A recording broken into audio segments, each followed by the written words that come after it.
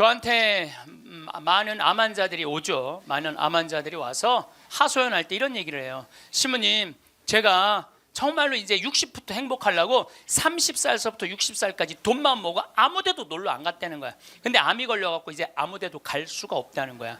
억울해 죽겠다는 거야. 차라리 그때 갈 걸. 미국 사람들은요 5개월 일해서 한 달 여행 가는 게 목적이에요. 5개월 열심히 돈 모아. 그건 이번엔 내가 뭐 어딜 간다 그러면 열심히 와서 한 달 휴가 화끈하게 갔다 와요. 또 한 5개월 열심히 모아. 또 한 달 화끈하게 왔다가 그 사람들 한 30년 동안 살면서 거의 60번 정도의 휴가를 멋있게 갔다 오는 거예요. 근데 우리나라는 30살부터 60살까지 나중에 가려고 한 번도 안 가. 근데 떨커덕 뭐가 걸려? 암이 걸려갖고 이거 뭐 죽을지 살지 이거 모르는 그런 상황에 들어가는 경우가 많다는 거예요. 행복하려고 그러면 언제 행복해야 돼? 지금 행복해야 돼. 지금. 나중에는 기다려주지 않는다는 얘기예요. 정말로 웬만한 기성 그 뮤지컬 가수보다도 정말 잘한다고 하면 좀 문제가 있겠지만 절대 노래를 기가 막히게 잘하더라고. 얘가 노래를 얼마나 잘하는지 얘가 나하고 목소리가 똑같아. 세상에 가장 허망한 약속이 뭐냐면 나중에 뭘 한다는 거야. 나중에. 제가 여러분들한테 강의 때 이렇게 말씀드렸어요. 여러분들 여행은 가슴이 떨릴 때 가야지 다리가 떨릴 때 가면 안 됩니다. 기억나세요? 그런데 대개 한 50에서 60 되신 분들이 이때 여행을 가고 싶어. 말대로 여행을 가고 싶은데 지금 애도 교육도 시켜야 되고 결혼도 시켜야 돼. 그러니까 신부님 나중에 간다고. 나중에는 없어요. 가려면 언제 가야 돼? 지금 가야 돼. 지금. 금 중에 제일 소중한 금이 황금도 아니고 소금도 아니고 지금이에요. 지금. 여러분들 중에 이런 분들이 있어요. 아, 오늘 정말로 갈비가 먹고 싶다. 내가 아들을 셋을 키워놨는데 큰아들이 사줄래나 둘째 아들이 사줄래나 막내 아들이 사줄래나 이렇게 생각하는 분은 바보 중에 상바보예요. 왜냐하면은 아니 아들이 무당이야? 막 일하다가 엄마가 지금 갈비 먹고 싶어 하네? 오늘 가서 사드려야 되겠다. 이런 자식 있어요? 없어요? 없어요. 지금 갈비 먹고 싶은 거 누구만 알아? 나만 알아. 누가 사줘야 돼? 내가 사줘야 돼. 누구 돈으로? 내 돈으로. 여러분들이 행복하시고 싶으면은 뭐를 벌어야 되냐면 거지 근성을 벌여야 돼. 거지 근성. 누가 사 주기를 바라는, 누가 나를 행복하게 해주기를 바라는 이 거지 근성을 버려야 돼. 먹고 싶은 거 있으면 누가 사 먹어야 돼? 내가 사 먹어. 행복하고 싶으면 누가 행복하면 돼? 내가 행복하면 돼. 언제? 나중에 말고 언제? 지금. 여러분들 지금 어느 교수님이 한 얘기지만은 아이스크림이 있어. 이 아이스크림이 있는데 너무 더워. 그럼 이거 어떻게 해야 돼? 먹어야 돼. 언제 먹어야 돼? 지금 먹어야 돼. 이거 나중에 먹는다고 놔두면은 이거 녹아서 남아 있어요? 안 남아 있어요? 저한테 많은 암 환자들이 오죠. 많은 암 환자들이 와서 하소연할 때 이런 얘기를 해요. 시모님, 제가 정말로 이제 60부터 행복하려고 30살서부터 60살까지 돈만 모으고 아무데도 놀러 안 갔다는 거야. 근데 암이 걸려갖고 이제 아무데도 갈 수가 없다는 거야. 억울해 죽겠다는 거야. 차라리 그때 갈 걸. 미국 사람들은요 5개월 일해서 한 달 여행 가는 게 목적이에요. 5개월 열심히 돈 모아. 그건 이번엔 내가 뭐 어딜 간다 그러면 열심히 와서 한 달 휴가 화끈하게 갔다 와요. 또 한 5개월 열심히 모아. 또 한 달 화끈하게 왔다가 그 사람들 한 30년 동안 살면서 거의 60번 정도의 휴가를 멋있게 갔다 오는 거예요. 근데 우리나라는 30살부터 60살까지 나중에 가려고 한 번도 안 가. 근데 떨커덕 뭐가 걸려? 암이 걸려갖고 이거 뭐 죽을지 살지 이거 모르는 그런 상황에 들어가는 경우가 많다는 거예요. 행복하려고 그러면 언제 행복해야 돼? 지금 행복해야 돼. 지금. 나중에는 기다려주지 않는다는 얘기예요. 그래서 투자를 하고 싶어도 여러분들이 가장 어리석은 투자가 뭐냐면 주식 투자예요. 주식 투자. 여기 지금 주식 투자하는 분들 분명히 계실 거예요. 자, 주식 투자를 할 동안은 그 돈 써요? 못 써요? 못 써요. 그런데 제가 모 은행의 지점장들 300명한테 강의를 한 적이 있어요. 근데 그분들이 나한테 이렇게 말을 해요. 대개 주식 투자하는 개인의 96%는 평생 하다 보면은 5천에서 1억 정도는 다 손해보고 나간다는 거. 96%가 써보지도 못하고 날리는 거야. 써보지도 못하고. 저는 요즘 필라테스라는 걸 해요. 제가 필라테스를 하는데 비싸요. 1시간에 뭐 7만 원인가 그 정도 해요. 또 개인 레슨을 하니까. 그런데 제가 뭐 관절염이 있으니까 안 쓰는 근육들이 너무 많더라고. 일주일에 2번을 하는데 내 몸이 나한테 그러더라고. 주인님 너무너무 감사하다는 거야. 나한테. 왜 이렇게 나한테 잘해주느냐고. 필라테스를 하죠. 그 다음에 내가 영어 공부하죠. 나한테 하는 투자는 아깝지 않아요. 그런데 주식 투자는 써보지도 못하고 날리는 거야. 아니 여러분들 5천만 원을 날린 분들 내가 물어볼게요. 여러분들 그 5천만 원을 갖고 자기한테 투자했어. 자기 신앙에 투자했어. 5천만 원을 가지고 이스라엘 성지순례를 10번을 갔다 왔다고 생각을 한번 해봐요. 그럼 여러분들은 지금 10번 갔다 온 분들은 예수님하고 트고 지낼 수 있어요. 이스라엘 성지순례 10번 갔다 온 분들은 예수님하고 그냥 맘먹고 막 트고 그냥 얘기할 수 있어. 그게 나 주식 투자 5천만 원에 갖고 한 푼도 못 건져갖고 아이고 속이야 아이고 가슴이야 이러고 사는 게 나아요. 어느 게 나아? 그러니까 오늘부터 주식 다 팔고 어떻게 자기한테 투자하세요. 나중에 투자하지 말고 언제 투자해? 지금 투자해야 돼. 지금 투자해야 돼. 그러니까 우리는 어떻게 행복한지도 모르고 서로 무시하고 사는 게 기쁨이 뭔지도 모르고 살아. 어쨌든 우리 이 대한민국의 건국이념은 돈이야. 돈이기 때문에 돈을 벌어야 되는데 땅덩어리가 넓어요? 캐나다는 우리나라보다 102배가 나라가 넓어요. 102배가 나라가 넓은데 이 나라는 나무만 팔아도 100년을 먹고 산다는 거야. 나무만 팔아도. 사우디아라비아는 석유만 팔아도 국민소득이 7만 달러야. 아무것도 안 해도. 근데 우리나라는 아무것도 없어. 땅도 안 넓고 자원도 없고. 그러니까 우리는 돈을 벌으려면 어떻게 해야 돼? 오로지 믿을 건 뭐 하나밖에 없어? 머리밖에 없어. 그러니까 우리는 돈을 벌으려면 뭐를 해야 되냐면 공부를 해야 돼. 공부. 엄마들이 이렇게 얘기를 합니다. 너 공부해서 훌륭한 사람 돼야 돼. 너 공부해서 너의 재능을 개발해야 돼. 이렇게 말하는 엄마가 없어요. 이놈 새끼야 너 커서 무시 안 당하고 돈 많이 벌려면 공부 열심히 해. 그러니까 우리는 공부를 왜 하냐면 무시 안 당하고 돈 벌으려고 공부하는 거예요. 애가 노래를 너무 잘해. 그럼 엄마가 이렇게 얘기해. 너 그렇게 맨날 배짱이처럼 노래하다가 나중에 커서 굶어 죽어 이놈 새끼야. 공부를 잘해야지. 공부를 국영수를 잘해야 돼. 국영수. 다른 건 노래는 공부가 아니야. 애가 그림을 너무 잘 그려. 너 그렇게 맨날 그림 그리다가 너 그림쟁이들이 나중에 굶어 죽어 이놈의 새끼야. 너 공부를 잘해야지. 공부. 뭐 국영수를 잘해. 국영수. 애가 공을 너무 잘 차. 너 이렇게 밤새 돌아다니면서 공 차다. 너 커서 굶어 죽어 이놈의 새끼야. 빨리 들어와서 공부를 해. 그래갖고 뭘 해야 되냐면 국영수를 해야 돼. 그래서 우리나라는요 학교를 다니면 다닐수록 자기 재능을 죽이는 교육을 하는 거예요. 여러분들 노래 잘하고 공 잘 차고 그림 잘 그리고 뭐 물건 잘 만드는 거 제주고 공부 중에 공부예요. 근데 우리는 그걸 공부라 생각 안 해. 오로지 공부는 뭔 줄만 알아? 국영수만 공부를 알고 있어. 국영수만. 전인지 선수 알죠? 전인지 선수 골프 선수예요. 키가 175cm에 나보다 10cm가 더 커요. 나는 원래 167cm였는데 줄었어. 2cm가 줄었어. 나보다 어쨌든 10cm가 더 커요. 지금 현실적으로는. 그런데 이 전인지 선수가 올해 US 오픈, 일본 오픈, 한국 오픈, 또 한국에서는 5승을 했어요. 그래갖고 올해 21살짜리가 벌은 돈이 20억이 넘어요. 한 해만. 그런데 전인지 선수는 초등학교 5학년 때 우리나라 12,000명 수학 경시대에서 모여갖고 똑똑한 애들 모여갖고 수학 경시대 중에 1등한 애, 대상 받은 애, IQ가 무려 138이에요. 근데 이 아버지는 태권도 선수였던 아버지는 전인지 선수를 공부를 가르치고 싶지 않았어요. 골프를 가르치고 싶었어요. 그래갖고 오전 수업 끝나고 골프 연습장 보냈어요. 오전 수업 끝나고 골프 연습장 보냈어요. 교감 선생님이 난리가 났어요. 아니 이 천재를 왜 수학연재를 운동을 시키느냐. 수학을 가르쳐야지. 그랬더니 조퇴를 계속 해주는 거야. 수업을 안 해주고 오전 수업하고 골프 연습장 가면 조퇴, 오전 수업 끝나고 골프 연습장 가면 조퇴, 수업을 안 쳐줬어요. 그러니까 이 아버지가 참 대단한 아버지야. 내가 보기엔 충청도 서산에 있는 초등학교 자기 딸을 제주도 광양초등학교로 전학을 시켜버려요.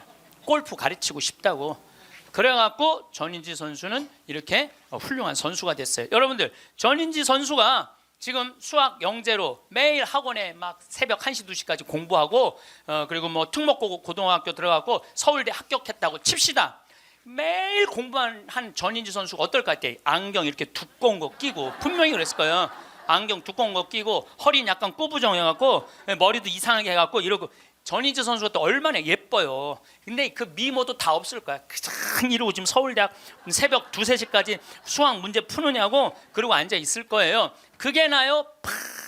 파란 잔디밭에서 드라이브 쫙 치면은 뒤에서 이 관중들이 굿샷 하고 한 번 US 오픈에 9억 딱 버는 게 어느 게 나요? 4일 동안 9억 버는 게.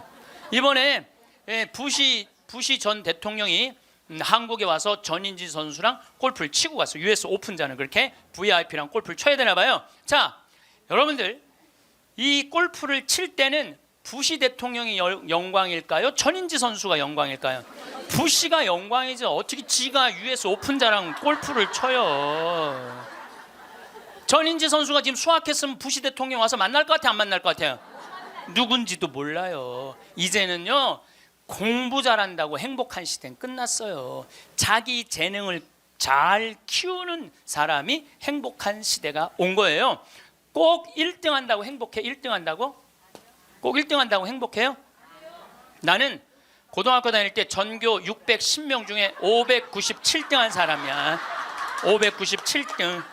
내 뒤에 딱 13명 있었어. 13명. 고등학교 1학년 때 정말 내 성적이에요.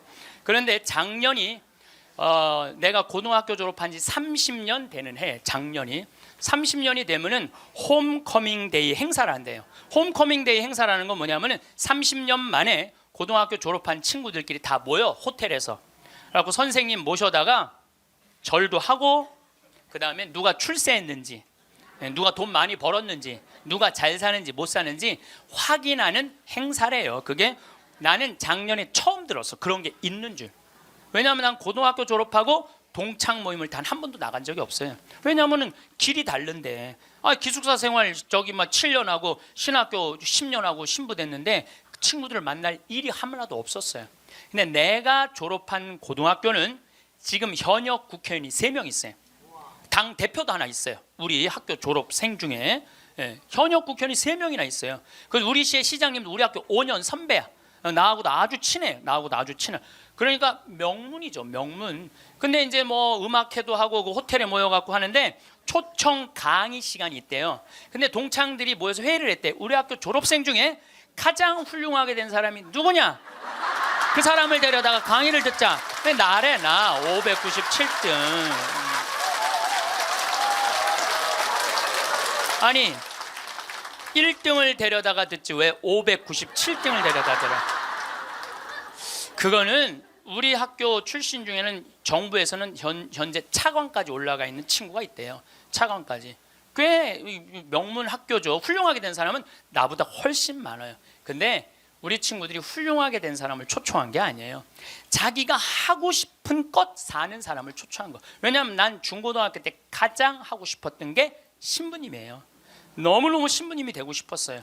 그래서 597등 가지고는 신학교 원서도 못 내는 거. 원서도 어디다가 원서를 내. 그래서 오로지 신학교 가고 싶은 그 욕구에 공부 열심히 했어요. 그래서 고등학교 2학년 때는 전교 25등까지 올라갔어요. 전교 25등. 이것도 진짜고 이것도 진짜예요. 네. 근데 내가 나온 고등학교는 그때만 해도 서울대 연고들 1년에 100명씩 갔어요. 1년에 100명씩. 그렇게 성적이 좋았는데도 나는 서울대 연고대 관심도 없었어요. 오로지 어디만 관심이 있었는 신학교. 내 최고의 목표는 신학교예요. 신학교 합격을 했는데 온 세상을 다 얻은 것 같았어. 온 세상을. 그리고 신학교 7년 동안 정말 행복하게 지냈어요. 아니 먹여주지, 재워주지, 얼마나. 그리고 신경 하나도 안 쓰게 여자도 못 만나게 하지. 얼마나 좋아, 얼마나 행복해요. 그 서품을 받았는데 보좌 신부 3년을 했는데 16,000명분당, 14,000명분당, 5,000명분당 보좌 신부를 했어요. 근데 우리 천주교 교우들 보좌 신부 바라보는 눈이 어떠냐면 하트야, 하트. 얼마나 보좌 신부를 사랑해요. 그 28, 29, 30살에 그렇게 사랑받을 수 있는 젊은이가 얼마나 됐어요. 만약에 내가 장가를 갔다면은 그때 맨날 마누라한테 두들겨 맞으면서 마누라가 그래서 나가 죽어 그렇게 살 거면 맨날 그런 소리 들었을 거야. 그런데 사제가 되니까 그렇게 사랑을 받고 본당부 신부 10년 동안은 교우들이 나를 떠받들고 업고 다녔어요. 정말 나는 평택 비전동, 경기도 광주 오포 능평성당 두 본당의 교우들한테 정말 감사해요. 부족한 것이 참 많은 신부임에도 불구하고 정말로 전 세계에서 대한민국 교우들처럼 신부들한테 잘하는 교우가 어디 있어요. 10년 행복하게 지냈죠. 그리고 이제 강원도 평창에 가서 산 지 12년이 되는데 정말 요즘 같은 경우는요, 아침에 마당에 딱 서면 물 한 개 펴요. 밤낮 기온차가 있을 때 물 한 개가, 여러분들 물 한 개 피는 거 어떤 거 모르죠? 쫙 피어올라요. 그냥 눈에 보여요. 그리고 단풍이 쫙 있지. 마당에 생태마을 마당에 딱 앉아서 강을 내려다보면 근심 걱정이 하나도, 걱정할 게 뭐 있어? 마누라가 있어, 자식이 있어. 근심 걱정이 하나도. 얼마나 행복해. 그러니까 친구들이, 동창들이 와서 나한테 와서 보는 거, 야, 너 정말로 행복해 보인다. 왜냐하면 하고 싶은 일을 하니까, 하고 싶은 일을 하니까 행복한 거예요. 1등이 행복한 게 아니에요, 여러분들.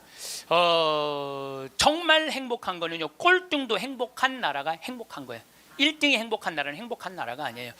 작년에 서울에 또 잘 사는 동네에 48살 먹은 명문 사립대 나온 사람이 자기 부인 43살 부인 죽이고 13살, 8살 딸 목 졸라 죽였어요. 아시죠?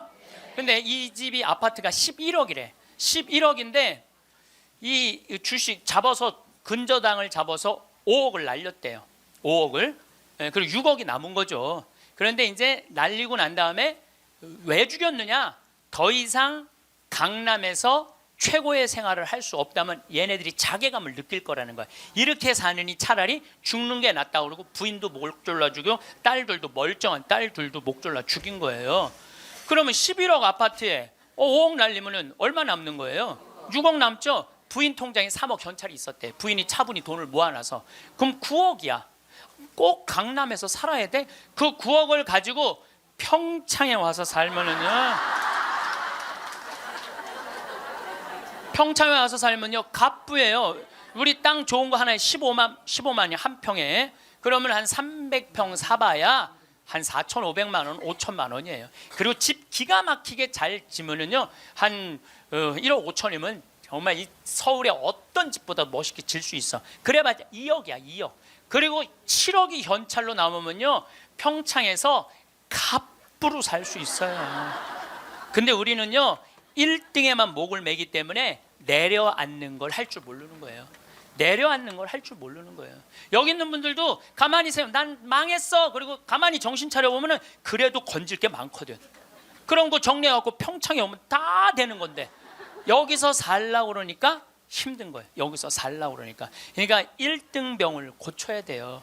1등병을. 자기가 하고 싶은 거 하고 사는 게 제일 좋은 거예요.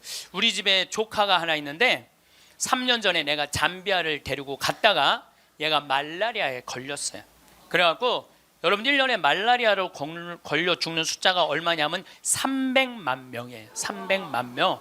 예. 근데 처음에는 말라리아인지 모르고 독감인 줄 알고 계속 수원에 있는 병원에 있었어. 근데 보니까 이게 치료가 안 되는 거야. 점점 백혈구 수치가 올라가는 거야. 죽기 직전까지 올라간 거야.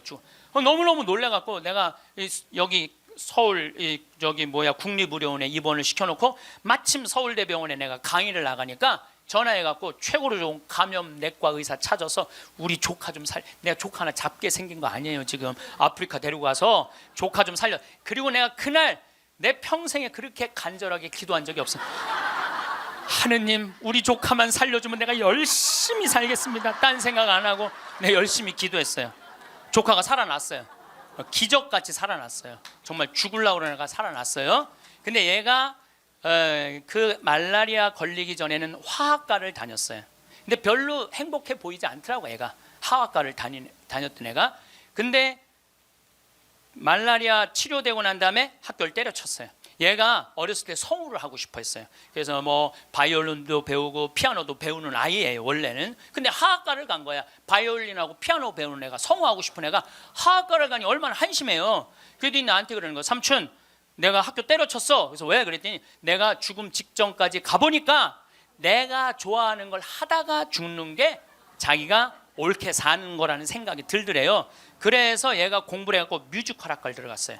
뮤지컬 학과를 들어갔고 아니 가자마자 장학금을 받고 다니는 거. 화학과 다닐 땐 장학금 하나도 받지 못했던 애가 자기가 좋아하는 걸 하면은 되는 거예요. 뭐 청음은 만점이래요. 이번 축일 때 얘가 우리 생태마을에 와갖고 저 삼촌 때문에 내가 인생이 바뀌었다 그러면서 노래를 하는데요. 정말로 웬만한 기성 그 뮤지컬 가수보다도 정말 잘한다고는 좀 문제가 있겠지만 절대 노래를 기가 막히게 잘하더라고. 얘가 노래를 얼마나 잘하는지 얘가 나하고 목소리가 똑같아.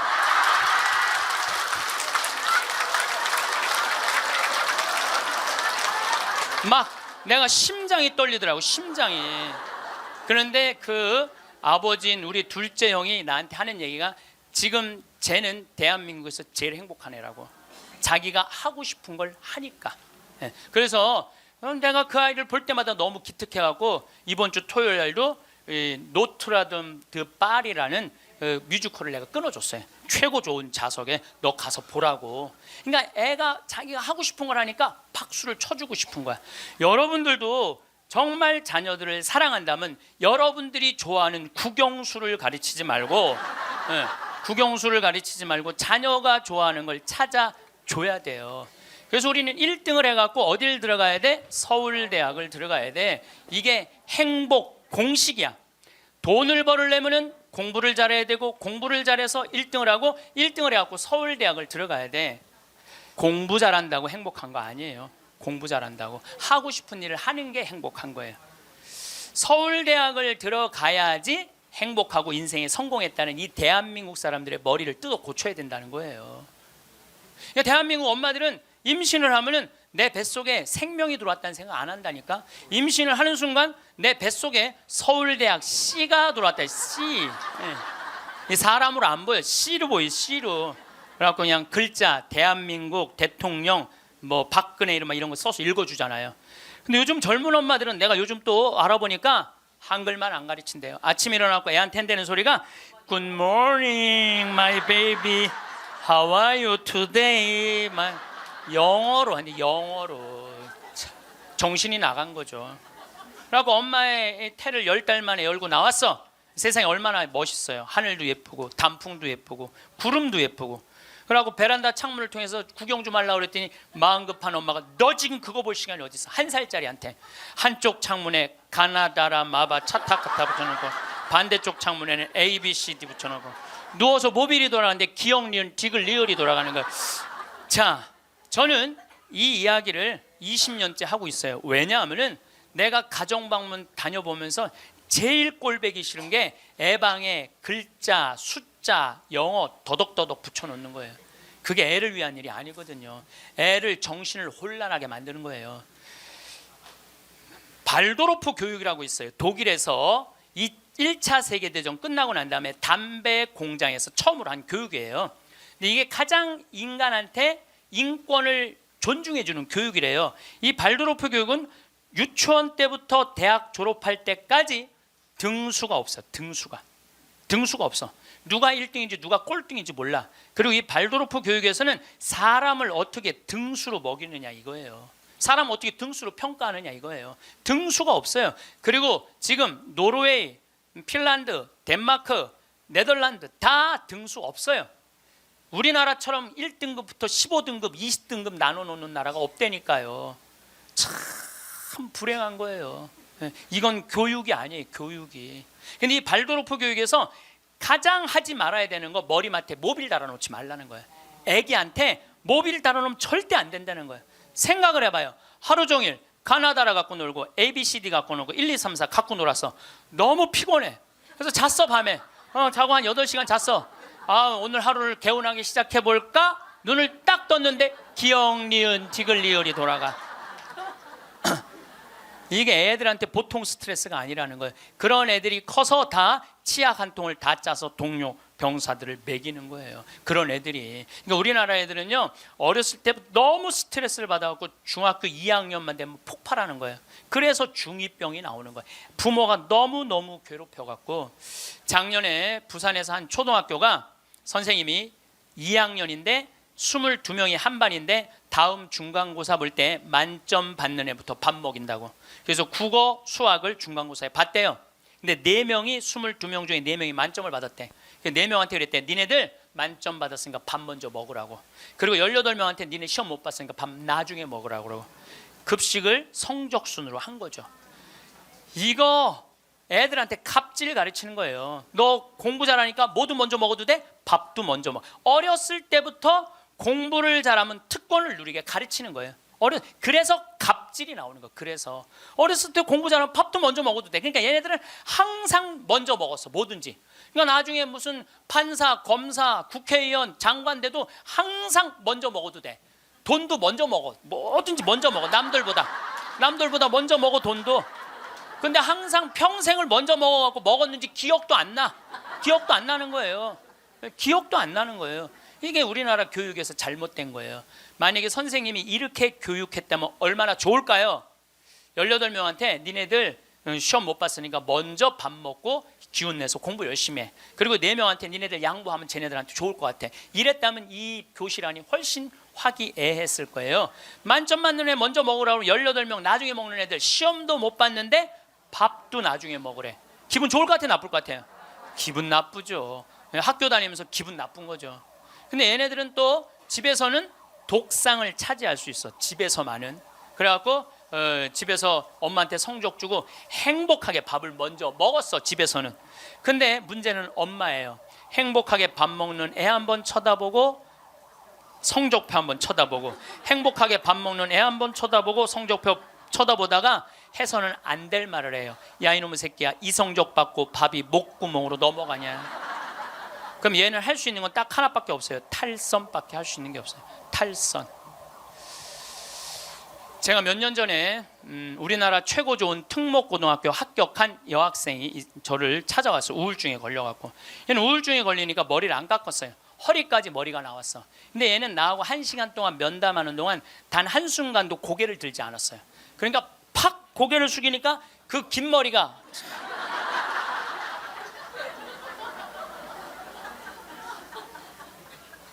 나는 걔 얼굴을 1시간 동안 못 봤어요.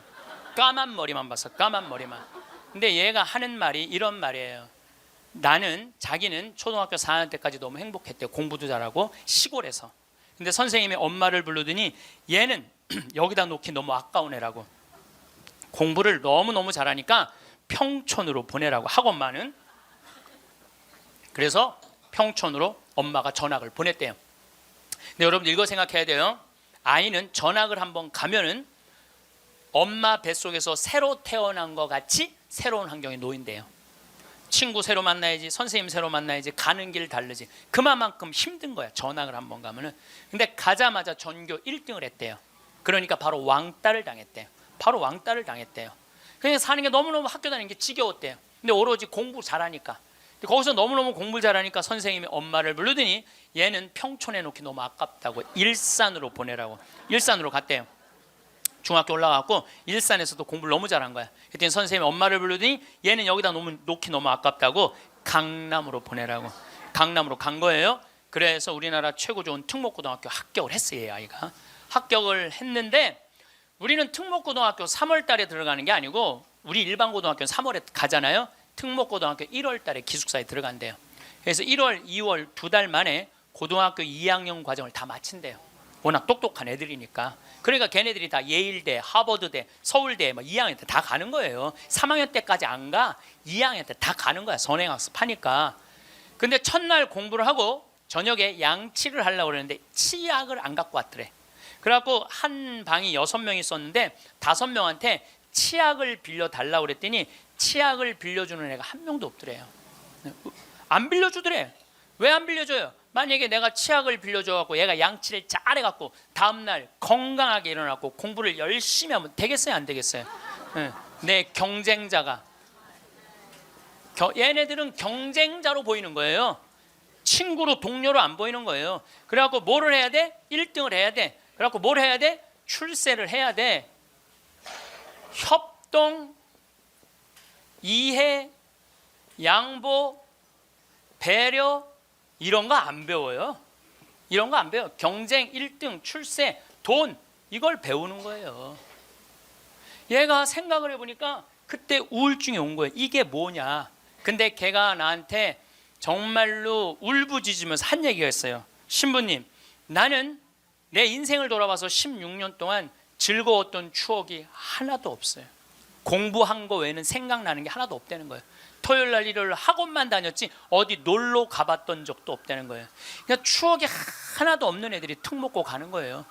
그리고 그중에 진짜 4당 오락 4시간 자면은 합격, 5시간 자면은 떨어져. 그러니까 4시간밖에 안 자고 공부만 하는 애들이 서울대학 가는 거예요. 그중에 정말 도서관에서 머리통이 터져라 공부하는 애들이 사법고시, 행정고시 보는 거예요. 그리고 그중에 진짜 똑똑하고 출세 욕구 있는 애들이 국회의원이 돼갖고 지금 대한민국을 통치하고 있는 거예요. 여러분들 대한민국 요즘 국회 보면 맨날 서로 협동하고 이해하고 양보하고 배려해요? 맨날 머리통이 터지게 싸우지 않아요? 대한민국 국회의원은 누가 만들어낸 거냐면 여러분들이 만들어낸 거예요. 대한민국 모든 사람들이 만들어낸 거예요. 대한민국 국회는 대한민국 교육의 결정체예요. 만약에 대한민국 교육이 협동하고 이해하고 양보하고 배려하는 걸로 가르쳤다면 우리나라 국회의원들 서로 항상 서로 여야가 합의 보고 협동하고 양보하고 그렇게 나갔을 거야. 근데 초등학교 때부터 그렇게 배운 적이 없어. 경쟁하고 1등하고 출세하고 자기 잘난 것만 배웠어. 그러니까 지금 국회가 저러고 있는 거예요. 내가 보기엔 올해도 예산안이 처리가 될지 안 될지, 그놈의 국정교과서인가 뭔가 때문에 처리될지 안 될지, 그건 지금 정말 한심한 거예요. 국정교과서 잠깐 얘기를 하면은요, 여러분들 국가가 정해준 교과서로 공부를 하는 걸 국정교과서라고 그래요. 그러니까 한 권을 가지고 공부를 하는 거, 역사책을 가지고 한 권을 갖고 공부를 하는데, 복음도 사복음이야. 마테오, 마르코, 루카, 요한이야. 예수님을 이렇게 서술하는 것도 4가지 관점에서 서술을 하는 거예요. 내가 만약에 마테오 복음만 읽었다면요, 나는 이방인이 바라보는 예수님은 이해하지 못했을 거예요. 그 다음에 요한복음을 내가 공부를 안 했다면 예수님의 영적인 세계를 알지 못했을 거예요. 루카복음을 이해하지 않았다면 예수님이 사람을 어떻게 사랑하는지 몰랐을 거야. 마테오복음만 읽었다면 구원에 관련된 유대인의 사고만 배웠겠지. 그러니까 국정교과서 내용이 뭐가 담기는 게 그게 중요한 게 아니야. 한 가지만 가르치는 게 가장 무서운 거야. 한 가지만.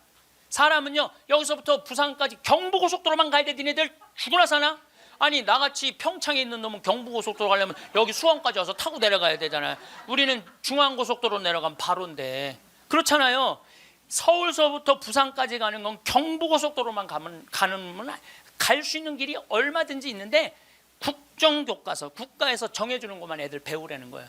그러니까 이게 답답한 거예요. 그러니까 타협, 양보, 이해, 배려가 생기지가 않는 거예요.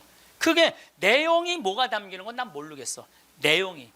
그렇지만은 이 자유를 박탈하는 거예요. 자유를. 그러니까 우리나라 아이들은 경쟁 1등 출세, 무슨 교육부 장관인가 뭐 하는 분이 왜 한 가지 애들이 답이 헷갈리면 어떻게 하냐 그래. 답이 헷갈리면 이게 참, 이게 지금 내가 평화방송 강의하면서 할 얘기는 아니지만은 답이 어디 있어.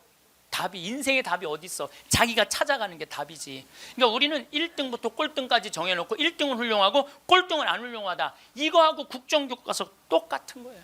똑같은 거야. 참 가슴 아픈 일이죠.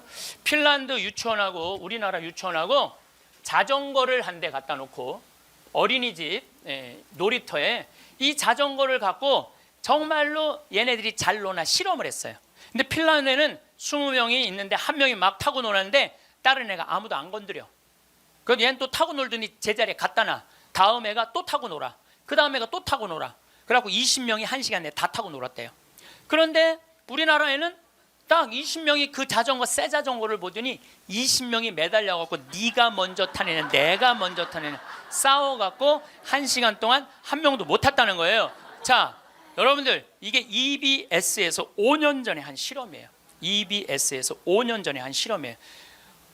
똑같은 자전거를 놓고 핀란드 애들은 다 타고 놀았는데 똑같은 자전거를 놓고 우리나라 애들은 한 명도 못 탔어요. 우리나라엔 지금 먹을 재산이 너무너무 많아. 나눌 게 너무너무 많아. 그런데 아무도 못 가죠. 너도 못 갔고 나도 못 갔고 하늘에서 붕 떠 있어. 천국은 나누느냐 나누지 않느냐로 결정돼요. 천국과 지옥은. 여러분들 이 하느님이 제가 늘 말씀드리잖아요. 하느님이 째째한 분이 아니에요. 천당 지옥 다 먹을 거 상다리가 부러지게 차려놔. 너무 많이 차려놓으니까 상이 너무 커. 그러니까 젓가락이 저기까지 먹어야 되니까 우리 팔 2배만 해. 전부 다 젓가락에.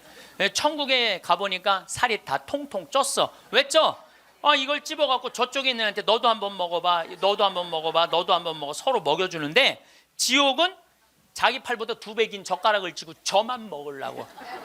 이 자전거하고 이거하고 똑같은 거예요. 우리나라도 지금 똑같아요. 우리나라 정말 돈이 많은 나라인데 다 여유가 생겼는데 아직도 자기 입에만 집어넣으려고 그래. 자기 입에만 집어넣으려고 그러는 거야.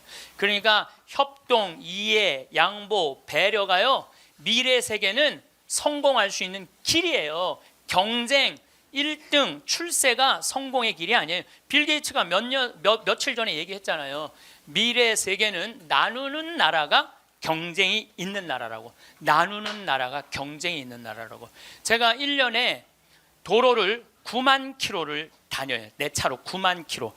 택시 기사들이 1년에 얼마를 뛰느냐면 4만 5천 킬로를 뛰어요. 근데 나는 9만 킬로를, 나는 택시를 했어도 택시 기사들보다 2배 돈을 더 벌었을 거야. 9만 킬로를 뛰니까. 그러니까 하루 중에 보통 도로에서 6시간 정도 있어요. 근데 매일 그렇게 있어요. 그러니까 도로에서 벌어지는 일은 세상 어느 누구보다도 내가 많이 알아요. 오늘도 영동고속도로로 나왔는데 영동고속도로가 4차선이야. 4차선이면은 1차선은 추월차선이에요. 추월차선. 추월하면 들어가 줘야 돼요. 추월하면 들어가 줘야 되고 추월하면 들어가 줘야 돼. 왜냐하면 뒤에 바쁜 차들 가라고. 내가 이탈리아를 가보니까 이탈리아는요 1차선이 보통 130에서 140으로 달려요. 추월하는 차들이니까 쫙쫙. 그리고 만약에 100km로 달리는 차들이 있으면은 막 뒤에서 상향등을 막 켜요. 비키라고. 그러면은 막 달리다가도 뒤에서 막 상향등을 켜잖아요. 내가 지금 천천히 가나 바로 빠져줘요. 내가 그걸 보고 내가 촌놈 유럽 여행기 그 책에도 썼지만은 너무 신기한 거야. 그냥 쉑쉑 가는 거예요. 그리고 바로바로 비켜주고 너무 신기하더라고요. 근데 우리나라는요 1차선에서 시속 95km로 앞에는 3km가 뻥 뚫려 있어. 그래도 단 한 번도 차선 안 바꿔요. 자기 때문에 뒤에 1km가 꽉 막혀 있는데도 한 번도 차선 안 바꿔요. 오로지 1차선으로만 가. 왜 그런 줄 알아? 우리는 1등에 한이 맺혀갖고 도로도 1차선으로 1등에 한이 맺혀 도로도 1차선으로 가야 돼. 우리는 4차선으로 가면은 내가 꼴등하는 기분이 들어요. 4차선. 그래서 여러분들 한번 보세요. 우리나라 이제 4차선 도로를 가보시면은요 4차선이 텅텅 비일 때가 대부분이에요. 1차선은 꽉 차도. 죽으나 사나 1차선이야. 그러니까 너무 열받으니까 쫓아가고 야구 방망이로 앞에 앞유리를 깨고 3단봉으로 내리치고 비비총으로 쏘고 서로 양보를 못하는 거예요. 자존심이 상하는 거예요. 아니 자기가 좀 늦으면 2차선으로 가든 3차선으로 가든 4차선으로 가는데 우리는 이게 안 되는 거예요. 그리고 방향 지시등을 켜주는 건 예의야. 뒷사람에 대한 예의야. 그런데 10대 중에 방향 지시등을 켜주는 차들은 3대 내지 4대밖에 안 돼요. 그냥 들어가고 싶으면 들어가고 나가고 싶으면 나가고 자기 하고 싶은 대로 하는 거예요. 서로에 대한 예의가 안 갖춰져 있으니까 매일매일 폭력적인 일이 벌어지는 거예요. 가장 기본적인 걸 안 가르치는 거죠. 가장. 근데 지난번에는 뭐 서울에서 강의가 있어갖고 나오는데 2000쯤 나왔는데 뒤에 앰뷸런스가 내가 봐도 무지하게 급한 것 같아. 달려오는 게 막 상향등에 비상 깜빡이에 뭐 삐우삐우에 정신이 하나도 없는 거예요. 그런데 내가 딱 자리를 비켜줬는데 앞에 10대 중에 내가 쉬어봤어요. 몇 대가 비키나. 딱 3대 비키는 거야. 나머지 7대는 그냥 가는 거야. 그러니까 너무너무 급하니까 지가 막 2차선 3차선을 막 가더라고요. 그 앰뷸런스가. 그만큼 남에 대한 배려가 없는 거예요. 내가 아니 왜 저 바쁜 차로면 딱 비켜. 미국이나 캐나다는요, 앰뷸런스나 경찰차가 소방관차가 딱 하잖아요. 모든 차는 양쪽 쫙 갈라져요. 그리고 아예 서버려. 그 차 가라고. 그게 기본적인 배려예요, 배려. 근데 우리는 왜 안 비키냐 그랬더니 그런 심리가 있대요. 저 안에 아무도 없을 거야. 지가 바빠서 저거 키고 가는 걸 거야. 이런 심리가 있대요. 참 얼마나 우리가 지금 기본이 안 돼 있는 이게 지금 우리의 문화 안에 있는지 몰라요. 지난 1월 달에 제가 괌에 강의를 갔어요. 괌에 강의를 갔는데 저녁에 나하고 같이 간 신부님이 시내 구경 나가자고 해서 나갔어요. 근데 건널목을 건너려고 그랬는데 두 걸음을 걷는데 빨간불이 딱 켜졌어. 어떻게 뒤로 딱 물러났죠. 뒤로 물러났더니 그 앞에 있는 차가 나보고 웃으면서 가라는 거예요. 네가 가던 길이니까 가라는 거예요. 뒷차들이 쫙 서 있는데 나는 빨간불이고 자기는 파란불인데 나보고 가라는 거야. 항상 선진국에 가보면은요, 누가 우선이냐면 사람이 우선이에요. 사람이 건너겠다면 차는 자기가 파란불이라도 서요. 그리고 신호 없는 데는 당연히 자기가 알아서 서요. 그 내가 또 보고 배운 게 많으니까 난 기사가 있으니까 보통 70 먹은 아줌마가 길을 건너려고 그러면 뒤로 돌아다 보잖아. 2차선에서 2개 차선 여기만 이면 도로 주택가에. 그럼 내가 그래요. 저분 길 건너려고 그런다. 서라. 1년 동안 그냥 가는 거예요. 핸대는 소리가 차 조심해야지 왜 내가 조심하느냐고. 그러니까 사람이 차 조심을 해야 돼. 차가 사람을 조심해야 되는데 우리는 사람이 차를 조심해야 돼. 하도 내가 잔소리하니까 요즘은 서요. 딱 우리 서갖고 웃으면서 가라고. 그럼 70 먹은 아줌마가 느닷없이 우리가 쓰잖아요. 웃으면서 가라고 그러잖아요. 그럼 70 먹은 아줌마가 우리 차를 보고 표정이 이런 표정이야. 진짜 가도 돼? 이런 표정이야. 진짜 가도 돼? 이런 표정. 그래서 우리가 웃으면서 진짜 가도 돼요. 예. 그럼 그때서 웃으면서 건너가요. 그러니까 자기를 위해서 차가 서준다는 건 상상을 못하는 거죠.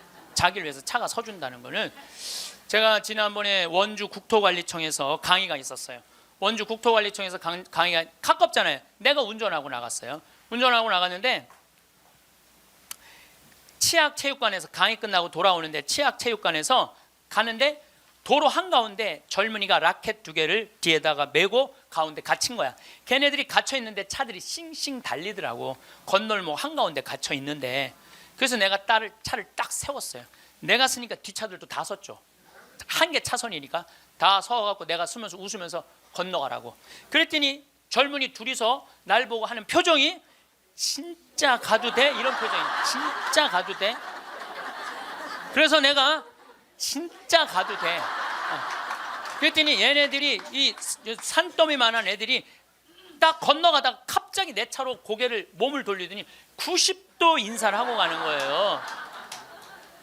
걔네들 기분 좋게 건너가고 나 기분 좋은데 걸리는 시간이 3초밖에 안 걸렸어요. 3초.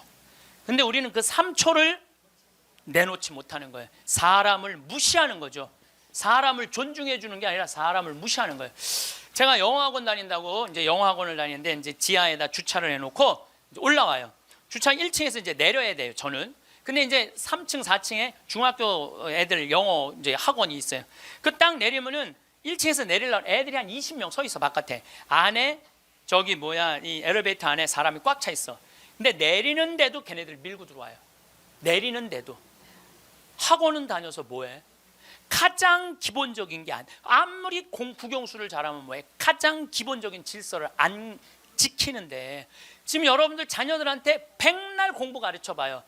남을 양보하고 배려하고 남에 대한 어떤 협동이라든지 이런 게 안 가르쳐주면 안 지켜주면 공부해나 마나예요. 지금 대한민국은요 밑빠진 독에 물 붓고 앉아 있는 거예요. 이건 교육이 아니에요. 진정한 교육은 뭐냐면 사람을 존중해 주는 거예요. 자유를 존중해 주는 거예요. 선택권을 주는 거예요. 국정교과서로서 선택권을 뺏는 게 아니고 그게 교육이고 그게 자유고 그게 민주주의예요. 그게 예수님이 원하는 거예요. 어느 누구도 무시하지 말라는 거. 이게 예수님이 원하는 거예요. 여러분들도 우리 삶 안에서 내가 얼마나 사람을 존중하고 사람을 배려하나 좀 생각을 해봐야 될 것 같아. 근데 이게 하루아침에 생긴 게 아니야. 하루아침에 사람을 무시하는 게 생긴 게 아니라니까. 조선 500년 내내 사람을 무시하는 문화가 배 있어요. 누가 조선이 선비의 나라라고 그래. 선비는 10%밖에 안 됐어요. 90%는 평민이고 노비야. 90%는 온데간데 없고 조선이 선비의 나라라고. 그 10%만 위한 나라야. 부자만을 위한 나라일 수가 있다는 거죠. 오늘도 황창현 신부님의 행복특강 잘 들으셨나요? 이어서 나이 들수록 들으면 도움이 되는 지혜의 말씀을 들려드리겠습니다. 요양원에 들어가기 전날 밤, 한 할머니가 아들에게 적은 편지가 화제가 되고 있습니다. 집에 모시고 싶었던 아들과 반대하는 며느리 부부의 다툼 끝에 어쩔 수 없이 요양원에 들어가기로 한 할머니가 아들에게 적어둔 편지라고 합니다. 오늘 이야기는 남의 이야기가 아니라고 생각합니다. 같이 들으면서 깨닫는 시간이 되면 좋을 것 같습니다. 그럼 편지 내용을 지금부터 소개해 드립니다. 아들아, 결혼할 때 부모 모시는 여자 택하지 말아라. 너는 엄마랑 살고 싶겠지만 엄마는 이제 너를 벗어나 엄마가 아닌 인간으로 살고 싶단다. 엄마한테 효도하는 며느리를 원하지 말아라.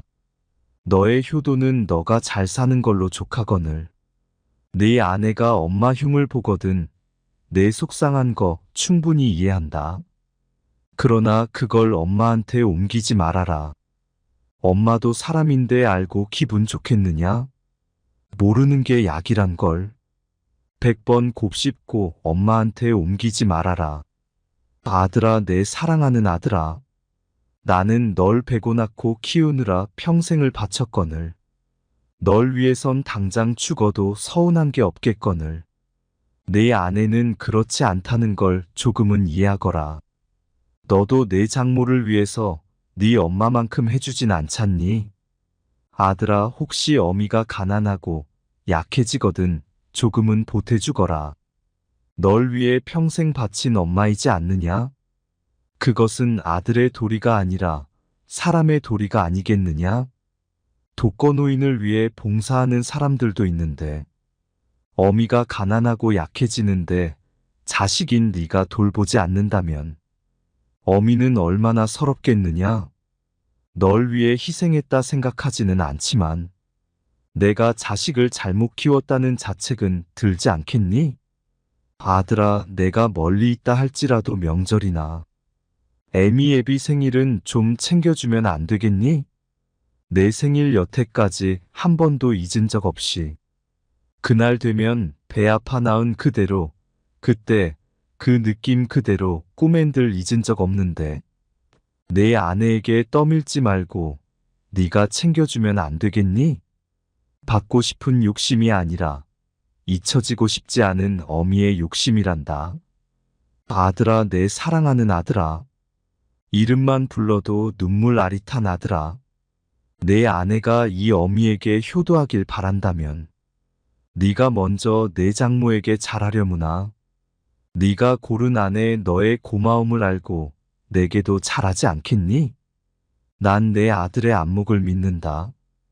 딸랑이 흔들면 까르르 웃던 내 아들아. 가슴에 속속들이 스며드는 내 아들아. 그런데 내 여동생 그 애도 언젠가 시집가겠지. 그러면 네 아내와 같은 위치가 되지 않겠니?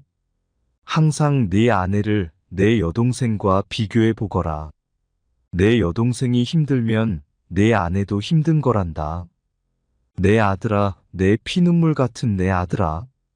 내 행복이 너의 행복이 아니라 너의 행복이 내 행복이거늘. 혹여 나 때문에 너희 가정에 해가 되거든 나를 잊어다오. 그건 어미의 모정이란다.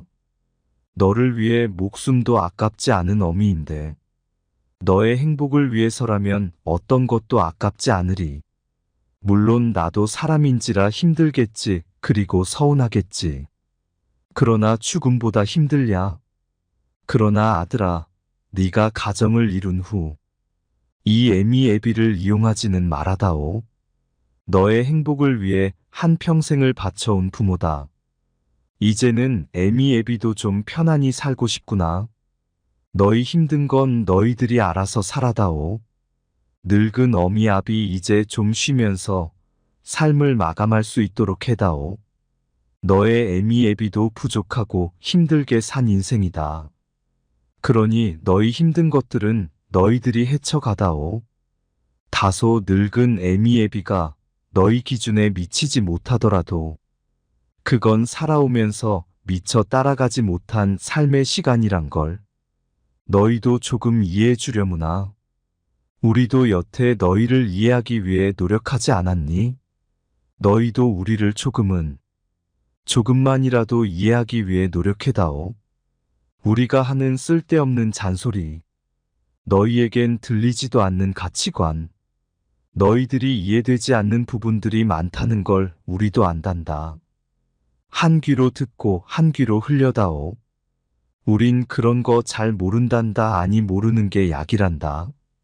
아들아, 우리가 원하는 건 너희의 행복이란다.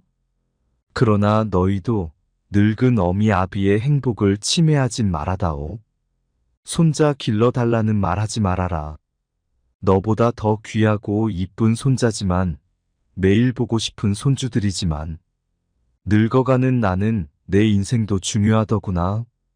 강요하거나 은근히 말하지 말아라. 날 나쁜 시애미로 몰지 말아라.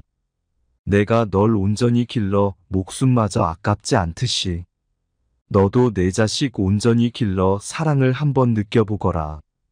아들아, 사랑한다. 목숨보다 더 사랑한다. 그러나 목숨을 바치지 않을 정도에서는 내 인생도 중요하구나. 어찌 노무가 제 젖먹이를 잊어버릴 수 있겠느냐? 제 몸에서 난 아기를 가엾이 여기지 않을 수 있겠느냐? 설령 여인들은 잊는다 해도 나는 절대 너를 잊지 않는다. 아들아, 사랑하는 내 아들아, 건강히 잘 지내거라. 멀리서도 너는 언제나 내 아들이란다. 사랑한다 아들아, 내 아들아. 지금까지가 편지 내용입니다. 요양원 이야기 전에만 해도 좋은 시어머니 만나서 편하게 산다는 얘기를 남편하고도 자주 하고 아주 편하게 둘이서 자식하고만 잘 살았습니다. 그런데 이제 어머니가 점점 나이가 들면서 문제가 생기기 시작했습니다. 어머니가 혼자 지내게 되신 겁니다. 그때부터 뭐 별 문제가 없던 이 부부가 싸움이 조금씩 시작되었습니다. 남편은 남편 입장에서 며느리가 어머니를 평소보다 더 자주 들여다보기를 원하고 며느리는 자기 하는 일도 있고 또 애기들도 있었습니다. 그래서 좀 다투긴 했지만 며느리가 좀 양보를 해서 자주는 가지 못했지만 그래도 할 수 있는 선에서 최선을 다했습니다. 남편은 그래도 불만이 있었던 것 같은데 그래도 뭐 그럭저럭 넘어가고 있었습니다. 그런데 며느리가 몇 달 전에 일을 그만두게 되었습니다. 그리고 일을 그만두자마자 시어머니의 병환이 심해지면서 남편과 며느리의 갈등이 점점 커지기 시작했습니다. 며느리는 당연히 어머니를 요양원에 모실 생각으로 여기저기 알아보고 있었습니다. 그런데 남편이 무슨 소리냐, 집에서 모시자고 말하는 겁니다. 이젠 일도 안 하는데 당연히 집에서 모셔야 하는 것 아니냐면서요. 이게 당연한 것처럼 말하는 남편의 모습을 보고 며느리는 또 피가 거꾸로 솟는 거예요. 근데 이제 며느리가 이성의 끈을 붙잡고 마음을 추스르고 아무리 생각해 보아도 도저히 못하겠더랍니다. 애기들도 아직 어리고 일은 그만뒀지만 신경 쓸 것도 많고 하니까요. 그래서 남편에게 내가 곰곰이 생각을 해봤다. 근데 아무리 생각해도 도저히 힘들 것 같다. 이렇게 차분하게 이야기를 했습니다. 그런데도 남편은 막무가내로 그냥 무슨 소리 하는 거냐? 일도 안 하고 이제 쉬는데 당연히 집에서 모셔야 하는 것 아니냐? 이렇게 또 이야기를 했습니다. 그게 또 며느리를 미치게 만들었습니다. 그래서 그날 이후로 대판 싸우고 냉전 중인데 어떻게 해야 하나 물어봤습니다. 요즘 시대가 많이 변하고 흔히 이야기하는 고령화 시대라고 합니다. 고령화 시대에 접어들면서 주위에서 너무 많이 만나볼 수 있는 고민입니다. 60세, 65세가 지나면서 아픈 노인 환자들이 너무 많이 늘어나고 게다가 자녀들도 뭐 예전처럼 대여섯 명이 되어서 돌아가면서 어머니를 모신다던가 그런 시대가 아니고 대부분 외동딸, 외동아들 많아봤자 딸 하나, 아들 하나 이런 집들이 많다 보니 자식들이 부모님을 책임지고 케어하기도 힘든 세상이 되었습니다. 그런데 또 여전히 사고방식은 유교적인 사고방식이 남아서 어떻게 우리 어머니를 요양원에 모실 수 있겠어 이렇게 생각합니다. 저는 일단 잠시라 할지라도 어머니를 집에 모셔보는 것이 어떨까 생각이 듭니다. 요양원에 들어가서 어머니의 건강이 악화되셔서 돌아가시면 죽을 때까지 평생 남편의 원망을 듣지 않겠습니까? 너가 어머니 안 모셔서 우리 엄마가 죽었다 이러지 않겠습니까? 남편의 원망을 평생 듣고 살 자신이 있다면 그냥 안 모셔도 됩니다. 그래서 원망을 조금 덜 듣고 싶으면 일단은 잠깐이라 할지라도 잠깐 모셔보는 겁니다. 그 다음에 아기도 있고 뭐 신경 쓸 것도 많고 하니까 본인이 다 모시지 말고 요양원 보내려고 생각하면 돈 좀 쓸 생각을 한 거 아닙니까? 그 돈에서 조금 빼서 집으로 와서 도와주는 요양보호사분들이 있습니다. 그분을 몇 시간, 일주일에 며칠 이렇게 고용을 하는 겁니다. 치매 환자나 중병 환자랑 24시간 같이 있는 건 나도 힘들고 그 시어머니도 힘듭니다. 그 시어머니 입장에서도 뭐 며느리 눈칫밥 먹으면서 집에 들어오고 싶었겠습니까? 혼자 노인 대학도 다니고 친구도 만나고 그러고 사는 게 낫지. 근데 몸이 안 좋으니까 어쩔 수 없이 아들 턱 좀 보려고 하는 겁니다. 그래서 집에 모시되 요양보호사분들 오시는 날, 오시는 시간에는 밖에 나가서 바람도 쐬고 내 할 것도 하고 그렇게 지내야 합니다. 그렇게 해서 내 시간을 갖지 않고 하루 종일 환자를 보고 있으면 침대에 들어앉아 있는 이 시어머니가 점점 미워집니다. 그래서 남편이랑 깊은 이야기를 해야 합니다. 그래, 어머니 내가 모실게. 그런데 내가 하루 종일 어머니랑 붙어 있을 수는 없다. 그래서 간병인의 도움을 받겠다. 간병인이 오는 시간에는 나도 내 시간을 갖겠다. 이렇게 이야기를 해야 합니다. 부부간에는 대화가 가장 중요하니까요. 대화를 해서 풀어내야 합니다. 근데 이제 이런 이야기 없이 남편이랑 며느리가 죽기 살기로 싸우니까 엄마가 눈치가 없겠습니까? 둘이 자기 때문에 싸운다는 걸 당연히 알 것 아닙니까? 그래서 어머니가 아들에게 편지를 이렇게 적어두고 요양원으로 들어가신 겁니다. 주위의 소중한 분들에게도 공유해 주시면 좋을 것 같습니다. 한 번 더 들으시면 가슴에 더욱 새겨질 것입니다. 반복 재생합니다. 세상에 가장 허망한 약속이 뭐냐면 나중에 뭘 한다는 거예요. 나중에. 나중에.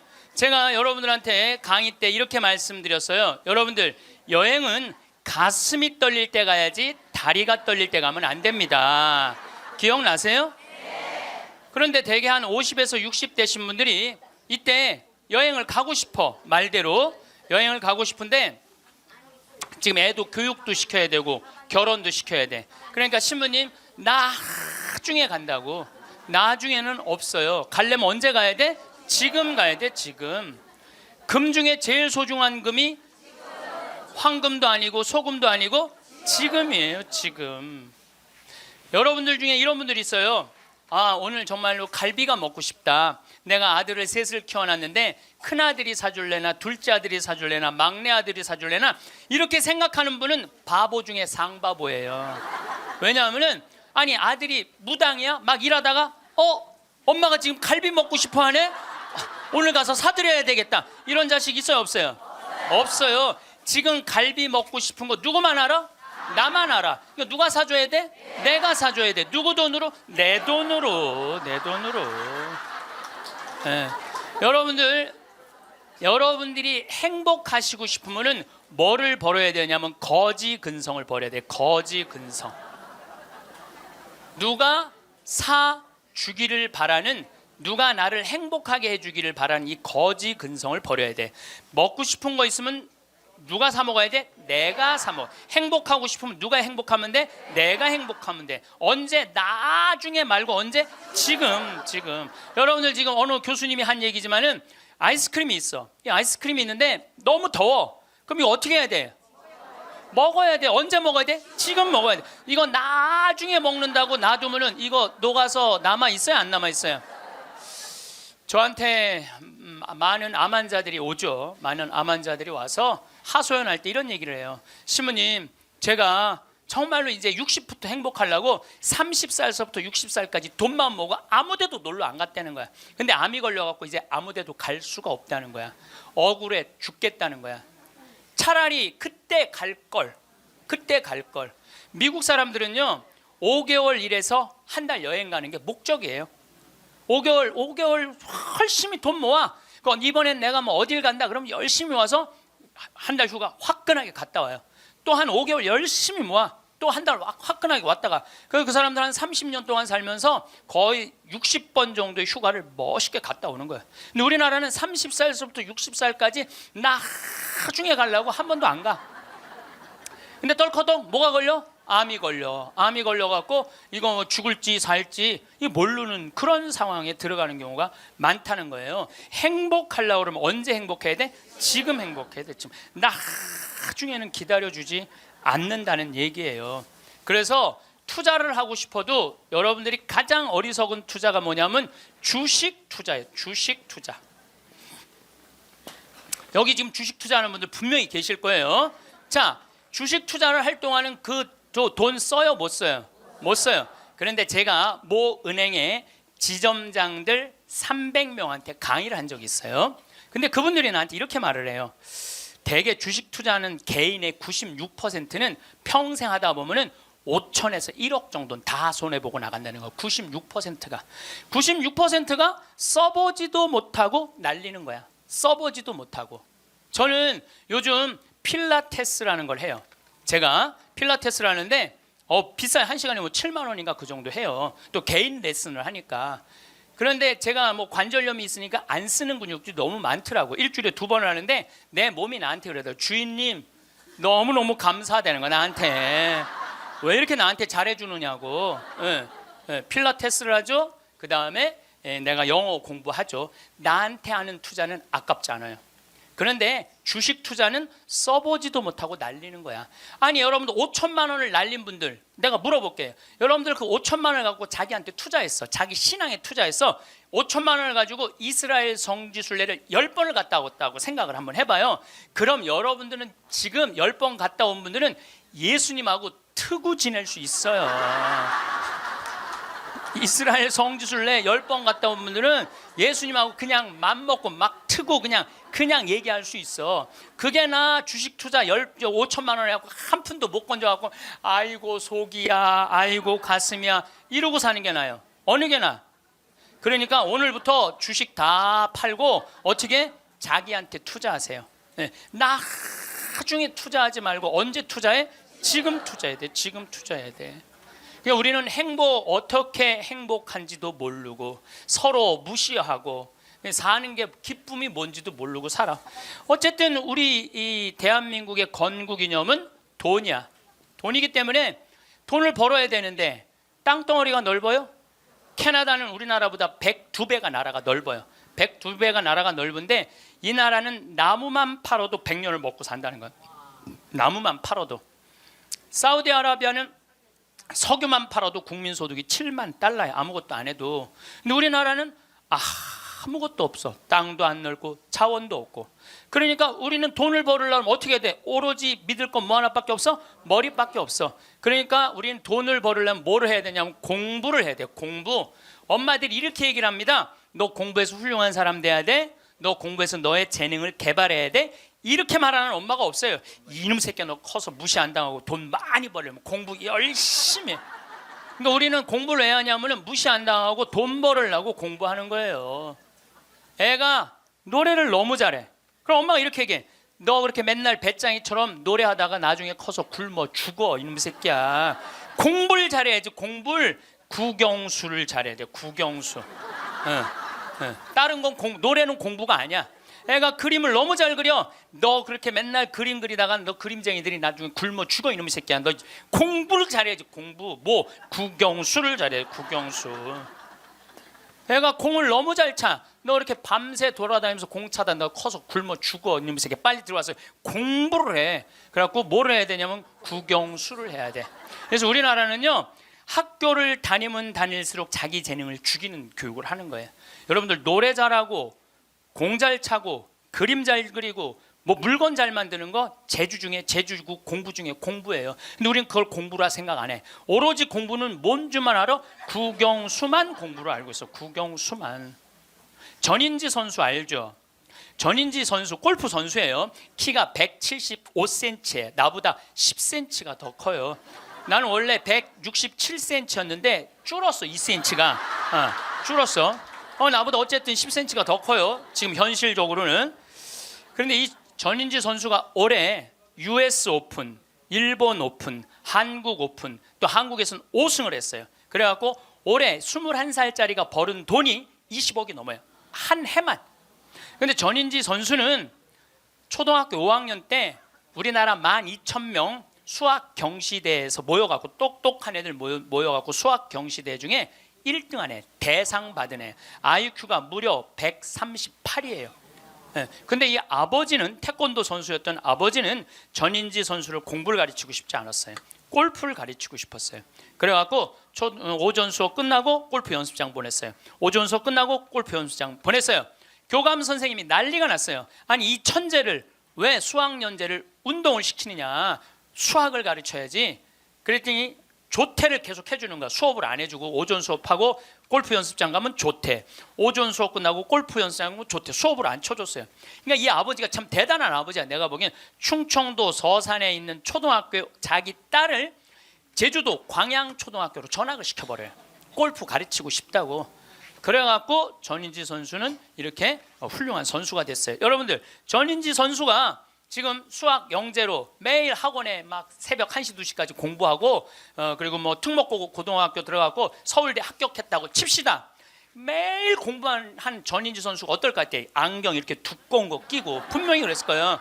안경 두꺼운 거 끼고 허리는 약간 꾸부정해갖고 머리도 이상하게 해갖고 이러고 전인지 선수가 또 얼마나 예뻐요. 근데 그 미모도 다 없을 거야.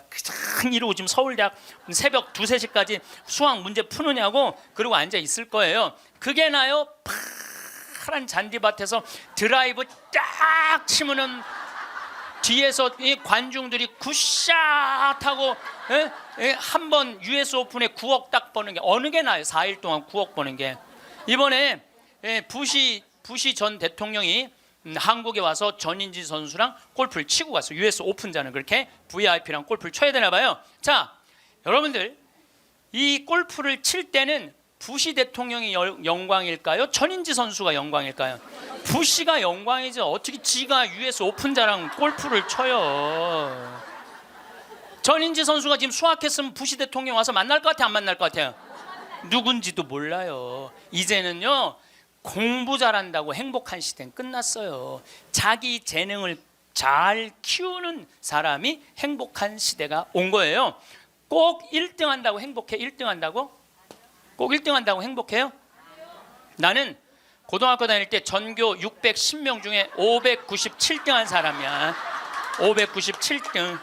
내 뒤에 딱 13명 있었어. 13명. 고등학교 1학년 때 정말 내 성적이에요. 그런데 작년이 내가 고등학교 졸업한 지 30년 되는 해, 작년이 30년이 되면은 홈커밍 데이 행사를 한대요. 홈커밍 데이 행사라는 건 뭐냐면은 30년 만에 고등학교 졸업한 친구들끼리 다 모여 호텔에서.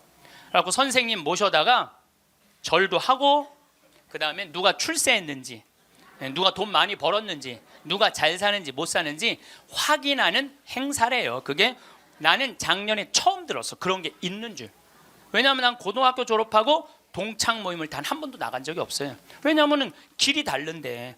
기숙사 생활 저기 막 7년 하고 신학교 10년 하고 신부됐는데 친구들을 만날 일이 하나도 없었어요. 근데 내가 졸업한 고등학교는 지금 현역 국회의원이 3명 있어요. 당 대표도 하나 있어요. 우리 학교 졸업생 중에 현역 국회의원이 3명이나 있어요. 그래서 우리 시의 시장님도 우리 학교 5년 선배야. 나하고도 아주 친해. 그러니까 명문이죠, 명문. 근데 이제 뭐 음악회도 하고 그 호텔에 모여갖고 하는데 초청 강의 시간이 있대요. 근데 동창들이 모여서 회의를 했대. 우리 학교 졸업생 중에 가장 훌륭하게 된 사람이 누구냐? 그 사람을 데려다가 강의를 듣자. 근데 나래, 나 597등. 아니 1등을 데려다가 듣지 왜 597등을 데려다 들어? 그거는 우리 학교 출신 중에는 정부에서는 현재 차관까지 올라가 있는 친구가 있대요. 차관까지.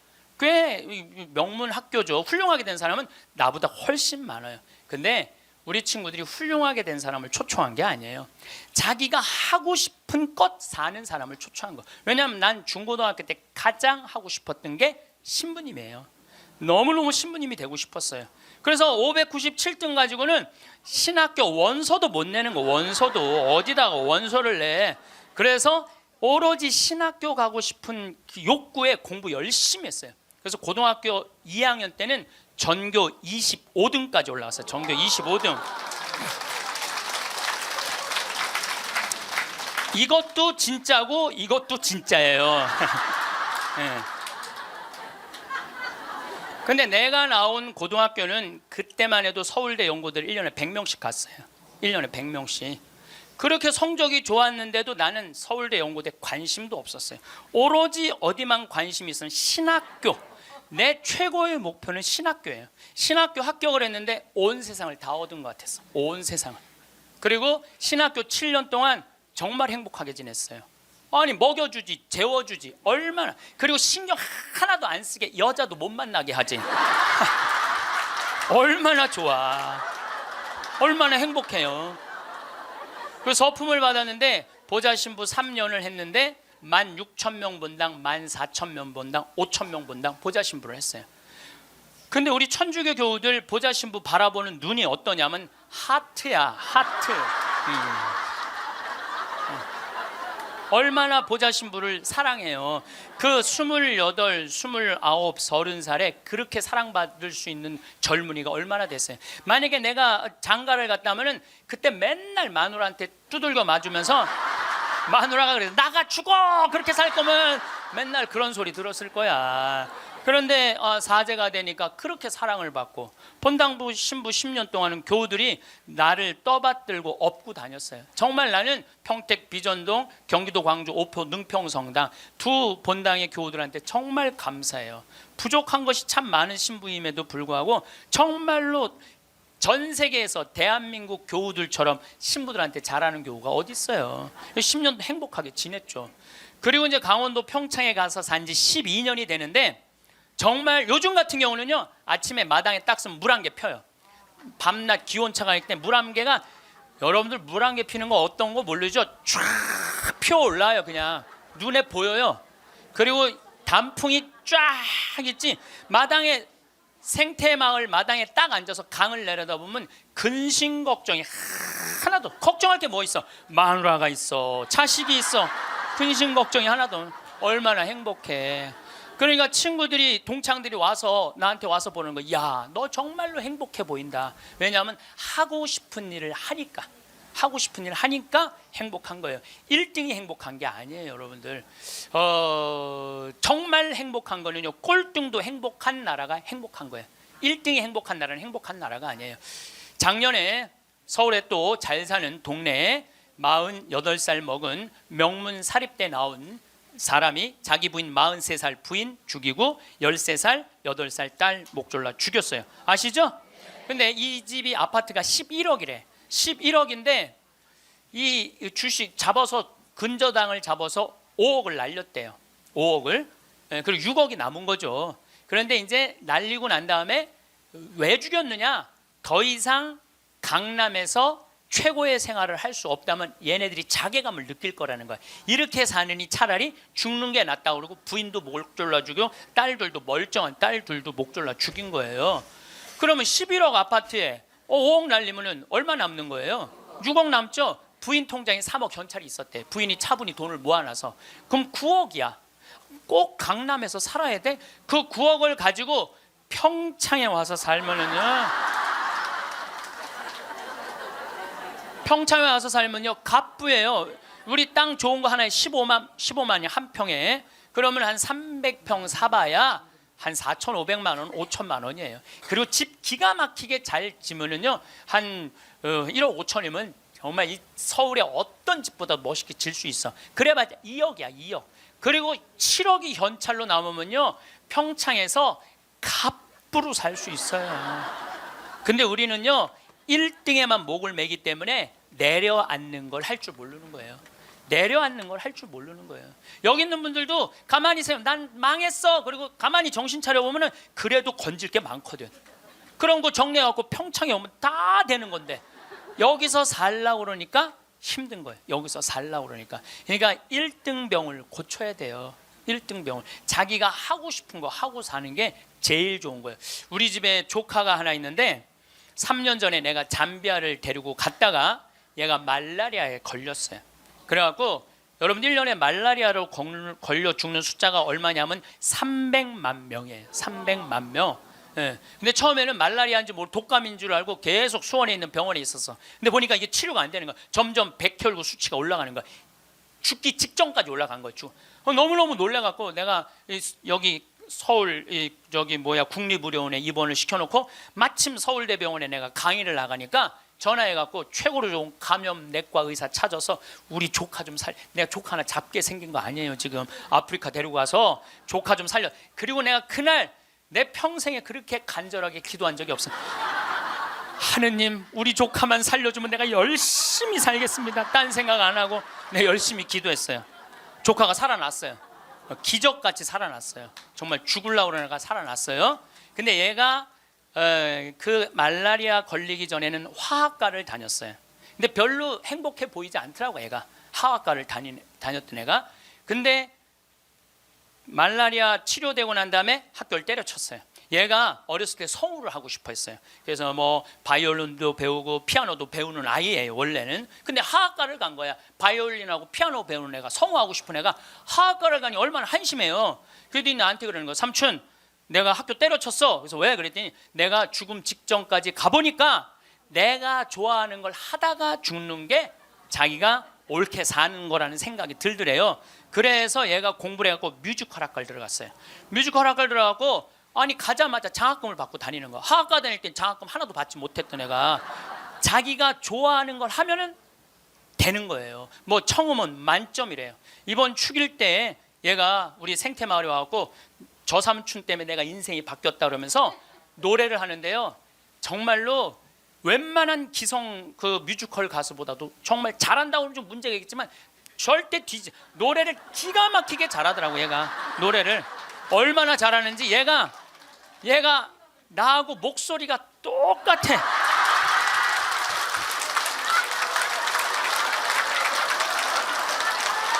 막 내가 심장이 떨리더라고. 심장이.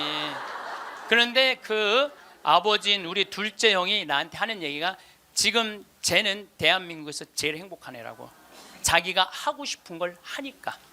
그래서 내가 그 아이를 볼 때마다 너무 기특해갖고 이번 주 토요일 날도 노트라담 드 파리라는 뮤지컬을 내가 끊어줬어요. 최고 좋은 좌석에 너 가서 보라고. 그러니까 애가 자기가 하고 싶은 걸 하니까 박수를 쳐주고 싶은 거야. 여러분들도 정말 자녀들을 사랑한다면 여러분들이 좋아하는 국영수를 가르치지 말고 국영수를 가르치지 말고 자녀가 좋아하는 걸 찾아줘야 돼요. 그래서 우리는 1등을 해갖고 어딜 들어가야 돼? 서울대학을 들어가야 돼. 이게 행복 공식이야. 돈을 벌으려면은 공부를 잘해야 되고, 공부를 잘해서 1등을 하고, 1등을 해갖고 서울대학을 들어가야 돼. 공부 잘한다고 행복한 거 아니에요. 공부 잘한다고 하고 싶은 일을 하는 게 행복한 거예요. 서울대학을 들어가야지 행복하고 인생에 성공했다는 이 대한민국 사람들의 머리를 뜯어 고쳐야 된다는 거예요. 그러니까 대한민국 엄마들은 임신을 하면은 내 뱃속에 생명이 들어왔다는 생각 안 한다니까. 임신을 하는 순간 내 뱃속에 서울대학 C가 들어왔다. C. 이 사람으로 안 보여. C로 보여. C로. 그래갖고 그냥 글자 대한민국 대통령 뭐 박근혜 이런 거 써서 읽어주잖아요. 근데 요즘 젊은 엄마들은 내가 요즘 또 알아보니까 한글만 안 가르친대요. 아침에 일어나고 애한테 한다는 소리가 Good morning my baby, how are you today? 영어로 하는데 영어로 정신이 나간 거죠. 그래갖고 엄마의 태를 10달 만에 열고 나왔어. 세상이 얼마나 멋있어요. 하늘도 예쁘고 단풍도 예쁘고 구름도 예쁘고. 그러고 베란다 창문을 통해서 구경 좀 하려고 그랬더니 마음 급한 엄마가 너 지금 그거 볼 시간이 어디 있어? 1살짜리한테 한쪽 창문에 가나다라 마바 차타카타 붙여놓고 반대쪽 창문에는 ABCD 붙여놓고 누워서 모빌이 돌아가는데 기억 리을 디글 리을이 돌아가는 거야. 자, 저는 이 이야기를 20년째 하고 있어요. 왜냐하면은 내가 가정방문 다녀보면서 제일 꼴배기 싫은 게 애방에 글자, 숫자, 영어 더덕더덕 붙여놓는 거예요. 그게 애를 위한 일이 아니거든요. 애를 정신을 혼란하게 만드는 거예요. 발도르프 교육이라고 있어요. 독일에서 이 1차 세계대전 끝나고 난 다음에 담배 공장에서 처음으로 한 교육이에요. 근데 이게 가장 인간한테 인권을 존중해주는 교육이래요. 이 발도르프 교육은 유치원 때부터 대학 졸업할 때까지 등수가 없어. 등수가 없어. 누가 1등인지 누가 꼴등인지 몰라. 그리고 이 발도르프 교육에서는 사람을 어떻게 등수로 먹이느냐 이거예요. 사람 어떻게 등수로 평가하느냐 이거예요. 등수가 없어요. 그리고 지금 노르웨이, 핀란드, 덴마크, 네덜란드 다 등수 없어요. 우리나라처럼 1등급부터 15등급, 20등급 나눠놓는 나라가 없다니까요. 참 불행한 거예요. 이건 교육이 아니에요. 교육이. 근데 이 발도르프 교육에서 가장 하지 말아야 되는 거 머리맡에 모빌 달아놓지 말라는 거예요. 애기한테 모빌 달아놓으면 절대 안 된다는 거예요. 생각을 해봐요. 하루 종일 가나다라 갖고 놀고 ABCD 갖고 놀고 1, 2, 3, 4 갖고 놀아서 너무 피곤해. 그래서 잤어. 밤에 자고 한 8시간 잤어. 오늘 하루를 개운하게 시작해볼까? 눈을 딱 떴는데 기억, 니은, 디귿, 리을이 돌아가. 이게 애들한테 보통 스트레스가 아니라는 거예요. 그런 애들이 커서 다 치약 한 통을 다 짜서 동료 병사들을 먹이는 거예요. 그런 애들이. 그러니까 우리나라 애들은요 어렸을 때부터 너무 스트레스를 받아갖고 중학교 2학년만 되면 폭발하는 거예요. 그래서 중2병이 나오는 거예요. 부모가 너무너무 괴롭혀갖고. 작년에 부산에서 한 초등학교가 선생님이 2학년인데 22명이 한 반인데 다음 중간고사 볼 때 만점 받는 애부터 밥 먹인다고. 그래서 국어, 수학을 중간고사에 봤대요. 근데 4명이 22명 중에 4명이 만점을 받았대. 4명한테 그랬대. 니네들 만점 받았으니까 밥 먼저 먹으라고. 그리고 18명한테 니네 시험 못 봤으니까 밥 나중에 먹으라고. 그러고 급식을 성적순으로 한 거죠. 이거 애들한테 갑질 가르치는 거예요. 너 공부 잘하니까 뭐도 먼저 먹어도 돼? 밥도 먼저 먹어. 어렸을 때부터 공부를 잘하면 특권을 누리게 가르치는 거예요. 그래서 갑질이 나오는 거예요. 그래서 어렸을 때 공부 잘하면 밥도 먼저 먹어도 돼. 그러니까 얘네들은 항상 먼저 먹었어. 뭐든지. 그러니까 나중에 무슨 판사, 검사, 국회의원, 장관 돼도 항상 먼저 먹어도 돼. 돈도 먼저 먹어. 뭐든지 먼저 먹어. 남들보다 먼저 먹어. 돈도. 근데 항상 평생을 먼저 먹어갖고 먹었는지 기억도 안 나. 기억도 안 나는 거예요. 기억도 안 나는 거예요. 이게 우리나라 교육에서 잘못된 거예요. 만약에 선생님이 이렇게 교육했다면 얼마나 좋을까요?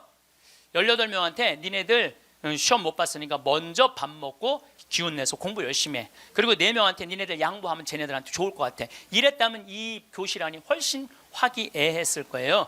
만점 맞는 애 먼저 먹으라고 18명 나중에 먹는 애들 시험도 못 봤는데 밥도 나중에 먹으래. 기분 좋을 것 같아요? 나쁠 것 같아요? 기분 나쁘죠. 학교 다니면서 기분 나쁜 거죠. 근데 얘네들은 또 집에서는 독상을 차지할 수 있어. 집에서만은. 그래갖고 집에서 엄마한테 성적 주고 행복하게 밥을 먼저 먹었어. 집에서는. 근데 문제는 엄마예요. 행복하게 밥 먹는 애 한번 쳐다보고 성적표 한번 쳐다보고, 행복하게 밥 먹는 애 한번 쳐다보고 성적표 쳐다보다가 해서는 안 될 말을 해요. 야 이놈의 새끼야, 이 성적 받고 밥이 목구멍으로 넘어가냐. 그럼 얘는 할 수 있는 건 딱 하나밖에 없어요. 탈선밖에 할 수 있는 게 없어요. 탈선. 제가 몇 년 전에 우리나라 최고 좋은 특목고등학교 합격한 여학생이 저를 찾아왔어요. 우울증에 걸려갖고. 얘는 우울증에 걸리니까 머리를 안 깎았어요. 허리까지 머리가 나왔어. 근데 얘는 나하고 1시간 동안 면담하는 동안 단 한순간도 고개를 들지 않았어요. 그러니까 팍 고개를 숙이니까 그 긴 머리가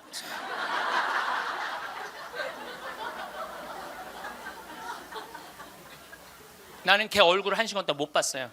까만 머리만 봤어. 까만 머리만. 근데 얘가 하는 말이 이런 말이에요. 자기는 초등학교 4학년 때까지 너무 행복했대요. 공부도 잘하고 시골에서. 근데 선생님이 엄마를 부르더니 얘는 여기다 놓기 너무 아까운 애라고. 공부를 너무너무 잘하니까 평촌으로 보내라고, 학원만은. 그래서 평촌으로 엄마가 전학을 보냈대요. 근데 여러분들 이거 생각해야 돼요. 아이는 전학을 한번 가면은 엄마 뱃속에서 새로 태어난 것 같이 새로운 환경에 놓인대요. 친구 새로 만나야지, 선생님 새로 만나야지, 가는 길 다르지. 그만큼 힘든 거야, 전학을 한번 가면은.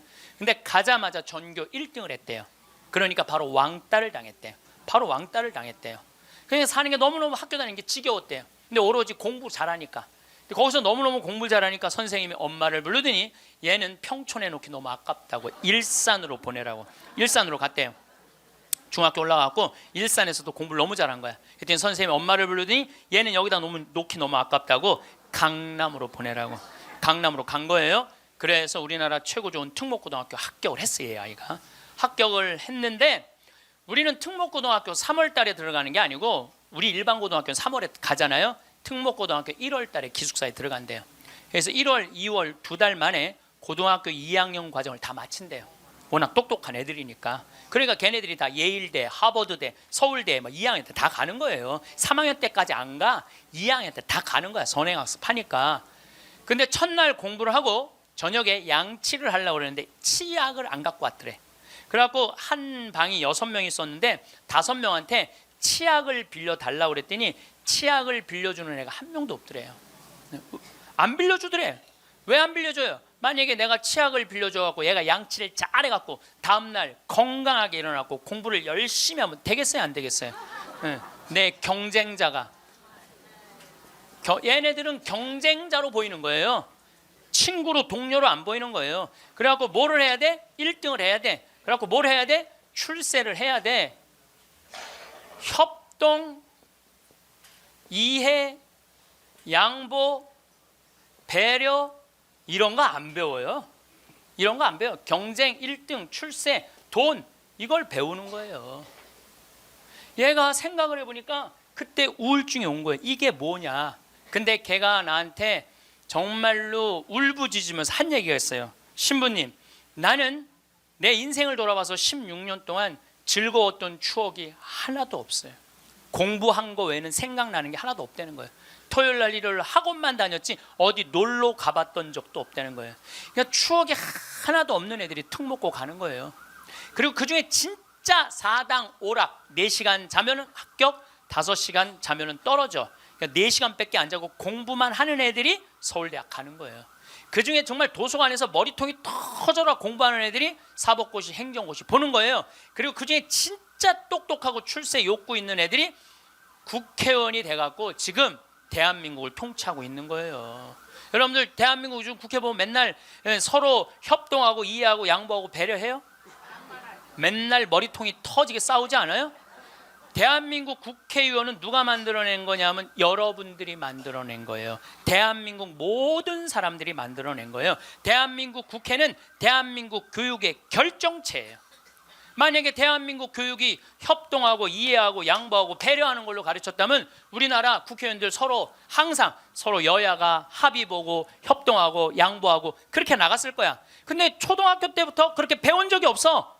경쟁하고 1등하고 출세하고 자기 잘난 것만 배웠어. 그러니까 지금 국회가 저러고 있는 거예요. 내가 보기엔 올해도 예산안이 처리가 될지 안 될지, 그놈의 국정교과서인가 뭔가 때문에 처리될지 안 될지, 그건 난 지금 정말 한심한 거예요. 국정교과서 잠깐 얘기를 하면은요, 여러분들 국가가 정해준 교과서로 공부를 하는 걸 국정교과서라고 그래요. 그러니까 한 권을 가지고 공부를 하는 거, 역사책을 가지고 한 권을 갖고 공부를 하는데, 복음도 사복음이야. 마테오, 마르코, 루카, 요한이야. 예수님을 이렇게 서술하는 것도 네 가지 관점에서 서술을 하는 거예요. 내가 만약에 마테오 복음만 읽었다면요, 나는 이방인이 바라보는 예수님은 이해하지 못했을 거예요. 그 다음에 요한복음을 내가 공부를 안 했다면 예수님의 영적인 세계를 알지 못했을 거예요. 루카복음을 이해하지 않았다면 예수님이 사람을 어떻게 사랑하는지 몰랐을 거야. 마테오복음만 읽었다면 구원에 관련된 유대인의 사고만 배웠겠지. 그러니까 국정교과서 내용이 뭐가 담기는 게 그게 중요한 게 아니야. 한 가지만 가르치는 게 가장 무서운 거야. 한 가지만. 사람은요, 여기서부터 부산까지 경부고속도로만 가야 돼. 니네들 죽으나 사나? 아니, 나같이 평창에 있는 놈은 경부고속도로 가려면 여기 수원까지 와서 타고 내려가야 되잖아요. 우리는 중앙고속도로 내려가면 바로인데. 그렇잖아요. 서울서부터 부산까지 가는 건 경부고속도로만 갈 수 있는 길이 얼마든지 있는데, 국정교과서, 국가에서 정해주는 것만 애들 배우라는 거예요. 그러니까 이게 답답한 거예요. 그러니까 타협, 양보, 이해, 배려가 생기지가 않는 거예요. 그게 내용이 뭐가 담기는 건 난 모르겠어. 내용이. 그렇지만은 이 자유를 박탈하는 거예요. 자유를. 그러니까 우리나라 아이들은 경쟁 1등 출생, 무슨 교육부 장관인가 뭐 하는 분이 왜 한 가지 애들이 답이 헷갈리면 어떻게 하냐 그래. 답이 헷갈리면. 이게 참, 이게 지금 내가 평화방송 강의하면서 할 얘기는 아니지만은 답이 어딨어. 답이, 인생의 답이 어딨어. 자기가 찾아가는 게 답이지. 그러니까 우리는 1등부터 꼴등까지 정해놓고 1등은 훌륭하고 꼴등은 안 훌륭하다. 이거하고 국정교과서 똑같은 거예요. 똑같은 거야. 참 가슴 아픈 일이죠. 핀란드 유치원하고 우리나라 유치원하고 자전거를 한 대 갖다 놓고 어린이집 놀이터에 이 자전거를 갖고 정말로 얘네들이 잘 노나 실험을 했어요. 근데 핀란드에는 20명이 있는데 한 명이 막 타고 노는데 다른 애가 아무도 안 건드려. 그래서 얘는 또 타고 놀더니 제자리에 갖다 놔. 다음 애가 또 타고 놀아. 그 다음 애가 또 타고 놀아. 그래갖고 20명이 1시간 내에 다 타고 놀았대요. 그런데 우리나라에는 딱 20명이 그 자전거, 새 자전거를 보더니 20명이 매달려갖고 네가 먼저 타느냐 내가 먼저 타느냐 싸워갖고 1시간 동안 한 명도 못 탔다는 거예요. 자, 여러분들, 이게 EBS에서 5년 전에 한 실험이에요. EBS에서 5년 전에 한 실험이에요. 똑같은 자전거를 놓고 핀란드 애들은 다 타고 놀았는데 똑같은 자전거를 놓고 우리나라 애들은 한 명도 못 탔어요. 우리나라엔 지금 먹을 재산이 너무너무 많아. 나눌 게 너무너무 많아. 그런데 아무도 못 가죠. 너도 못 갔고 나도 못 갔고. 하늘에서 붕 떠 있어.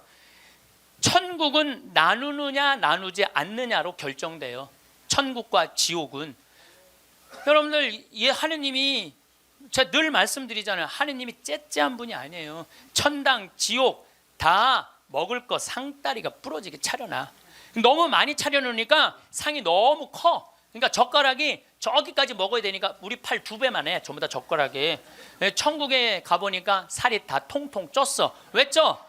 이걸 찝어갖고 저쪽에 있는 애한테 너도 한번 먹어봐, 너도 한번 먹어봐, 너도 한번 먹어. 서로 먹여주는데, 지옥은 자기 팔보다 2배 긴 젓가락을 쥐고 저만 먹으려고. 이 자전거하고 이거하고 똑같은 거예요. 우리나라도 지금 똑같아요.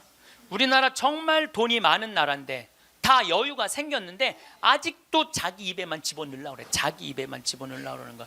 그러니까 협동, 이해, 양보, 배려가요, 미래 세계는 성공할 수 있는 길이에요. 경쟁, 1등, 출세가 성공의 길이 아니에요. 빌 게이츠가 며칠 전에 얘기했잖아요. 미래 세계는 나누는 나라가 경쟁이 있는 나라라고. 나누는 나라가 경쟁이 있는 나라라고. 제가 1년에 도로를 9만 킬로를 다녀요. 내 차로 9만 킬로. 택시 기사들이 1년에 얼마를 뛰느냐면 4만 5천 킬로를 뛰어요. 근데 나는 9만 킬로를, 나는 택시를 했어도 택시 기사들보다 2배 돈을 더 벌었을 거야. 9만 킬로를 뛰니까. 그러니까 하루 중에 보통 도로에서 6시간 정도 있어요. 근데 매일 그렇게 있어요. 그러니까 도로에서 벌어지는 일은 세상 어느 누구보다도 내가 많이 알아요. 오늘도 영동고속도로로 나왔는데 영동고속도로가 4차선이야. 4차선이면은 1차선은 추월 차선이에요. 추월 차선. 추월하면 들어가 줘야 돼요. 추월하면 들어가 줘야 되고 추월하면 들어가 줘야 돼. 왜냐하면 뒤에 바쁜 차들 가라고. 내가 이탈리아를 가보니까 이탈리아는요 1차선이 보통 130에서 140으로 달려요. 추월하는 차들이니까 쫙쫙. 그리고 만약에 100km로 달리는 차들이 있으면은 막 뒤에서 상향등을 막 켜요. 비키라고. 그러면은 막 달리다가도 뒤에서 막 상향등을 켜잖아요. 내가 지금 천천히 가나 바로 빠져줘요. 내가 그걸 보고 내가 촌놈 유럽 여행기 그 책에도 썼지만은 너무 신기한 거야. 그냥 쉑쉑 가는 거예요. 그리고 바로바로 비켜주고 너무 신기하더라고요. 근데 우리나라는요 1차선에서 시속 95km로 앞에는 3km가 뻥 뚫려 있어. 그래도 단 한 번도 차선 안 바꿔요. 자기 때문에 뒤에 1km가 꽉 막혀 있는데도 한 번도 차선 안 바꿔요. 오로지 1차선으로만 가. 왜 그런 줄 알아? 우리는 1등에 한이 맺혀갖고 도로도 1차선으로 1등에 한이 맺혀 도로도 1차선으로 가야 돼요. 우리는 4차선으로 가면은 내가 꼴등하는 기분이 들어요. 4차선. 그래서 여러분들 한번 보세요. 우리나라 이제 4차선 도로를 가보시면은요 4차선이 텅텅 비일 때가 대부분이에요. 1차선은 꽉 차도 죽으나 사나 1차선이야. 그러니까 너무 열받으니까 쫓아가갖고 이 야구 방망이로 앞에 앞유리를 깨고 3단봉으로 내리치고 비비총으로 쏘고 서로 양보를 못하는 거예요. 자존심이 상하는 거예요. 아니 자기가 좀 늦으면 2차선으로 가든 3차선으로 가든 4차선으로 가는데 우리는 이게 안 되는 거예요. 그리고 방향 지시등을 켜주는 건 예의야. 뒷사람에 대한 예의야. 그런데 10대 중에 방향 지시등을 켜주는 차들은 3대 내지 4대밖에 안 돼요. 그냥 들어가고 싶으면 들어가고 나가고 싶으면 나가고 자기 하고 싶은 대로 하는 거예요. 서로에 대한 예의가 안 갖춰져 있으니까 매일매일 폭력적인 일이 벌어지는 거예요. 가장 기본적인 걸 안 가르치는 거죠. 가장. 근데 지난번에는 뭐 서울에서 강의가 있어갖고 나오는데 2000쯤 나왔는데 뒤에 앰뷸런스가 내가 봐도 무지하게 급한 것 같아. 달려오는 게 막 상향등에 비상 깜빡이에 뭐 삐우삐우에 정신이 하나도 없는 거예요. 그런데 내가 딱 자리를 비켜줬는데 앞에 10대 중에 내가 쉬어봤어요. 몇 대가 비키나 딱 3대 비키는 거야. 나머지 7대는 그냥 가는 거야. 그러니까 너무너무 급하니까 지가 막 2차선 3차선으로 막 가더라고요. 그 앰뷸런스가. 그만큼 남에 대한 배려가 없는 거예요. 내가 아니 왜 저 바쁜 차로면 딱 비켜. 미국이나 캐나다는요 앰뷸런스나 경찰차가 소방관차가 딱 하잖아요. 모든 차는 양쪽 쫙 갈라져요. 그리고 아예 서버려. 그 차 가라고. 그게 기본적인 배려예요. 배려. 근데 우리는 왜 안 비키냐 그랬더니 그런 심리가 있대요. 저 안에 아무도 없을 거야. 지가 바빠서 저거 키고 가는 걸 거야. 이런 심리가 있대요. 참 얼마나 우리가 지금 기본이 안 돼 있는 이게 지금 우리의 문화 안에 있는지 몰라요. 지난 1월 달에 제가 괌에 강의를 갔어요. 괌에 강의를 갔는데 저녁에 나하고 같이 간 신부님이 시내 구경 나가자고 해서 나갔어요. 근데 건널목을 건널라고 그랬는데 2걸음을 걷는데 빨간불이 딱 켜졌어. 어떻게 뒤로 딱 물러났죠. 뒤로 물러났더니 그 앞에 있는 차가 나보고 웃으면서 가라는 거예요. 네가 가던 길이니까 가라는 거야.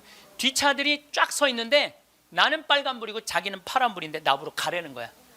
항상 선진국에 가보면은요 누가 우선이냐면 사람이 우선이에요. 사람이 건너겠다면 차는 자기가 파란불이라도 서요.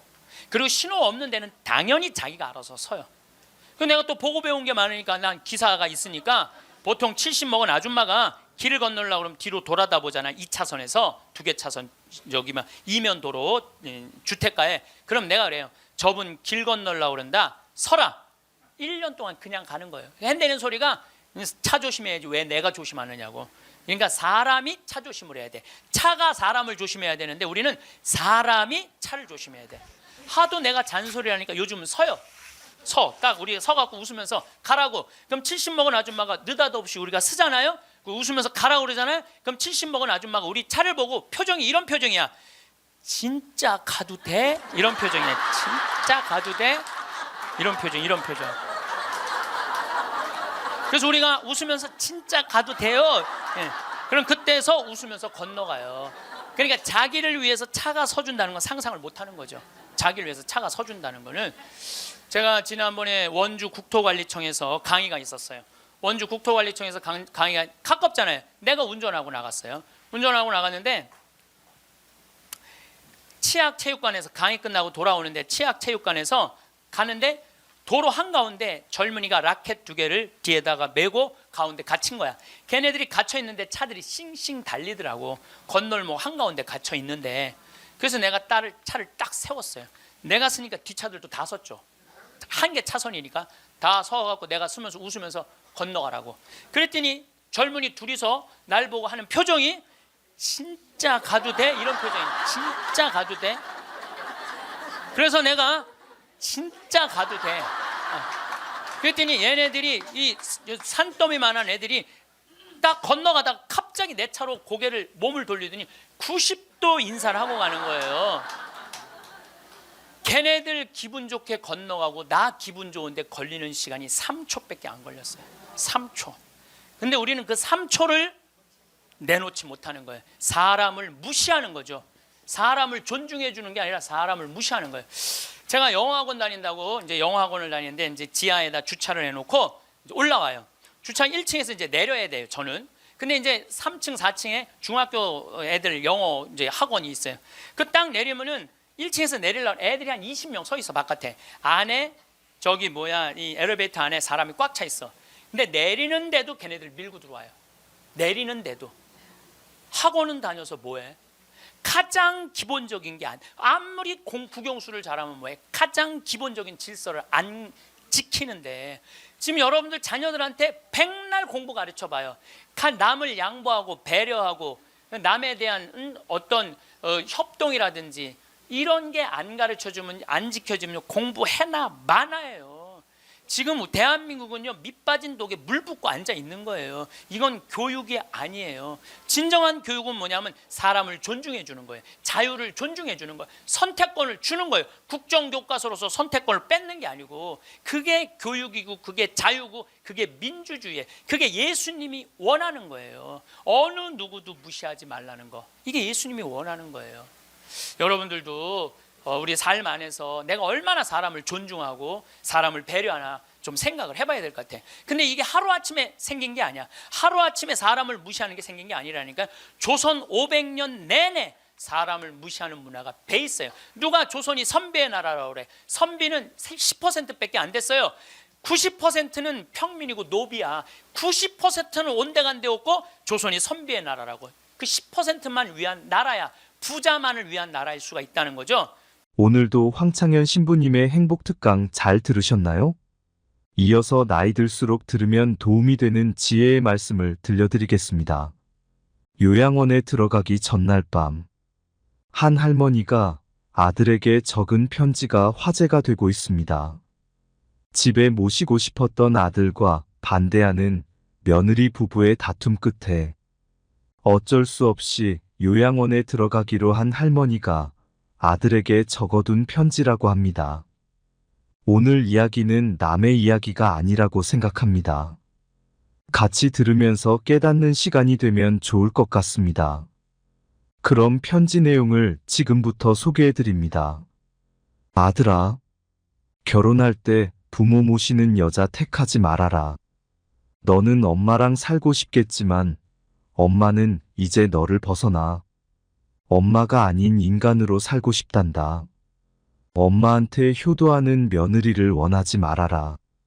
너의 효도는 너가 잘 사는 걸로 족하거늘. 네 아내가 엄마 흉을 보거든 내 속상한 거 충분히 이해한다. 그러나 그걸 엄마한테 옮기지 말아라. 엄마도 사람인데 알고 기분 좋겠느냐? 모르는 게 약이란 걸. 100번 곱씹고 엄마한테 옮기지 말아라. 아들아, 내 사랑하는 아들아. 나는 널 베고 낳고 키우느라 평생을 바쳤거늘. 널 위해선 당장 죽어도 서운한 게 없겠거늘. 내 아내는 그렇지 않다는 걸 조금은 이해하거라. 너도 내 장모를 위해서 네 엄마만큼 해주진 않잖니? 아들아, 혹시 어미가 가난하고 약해지거든 조금은 보태주거라. 널 위해 평생 바친 엄마이지 않느냐? 그것은 아들의 도리가 아니라 사람의 도리가 아니겠느냐?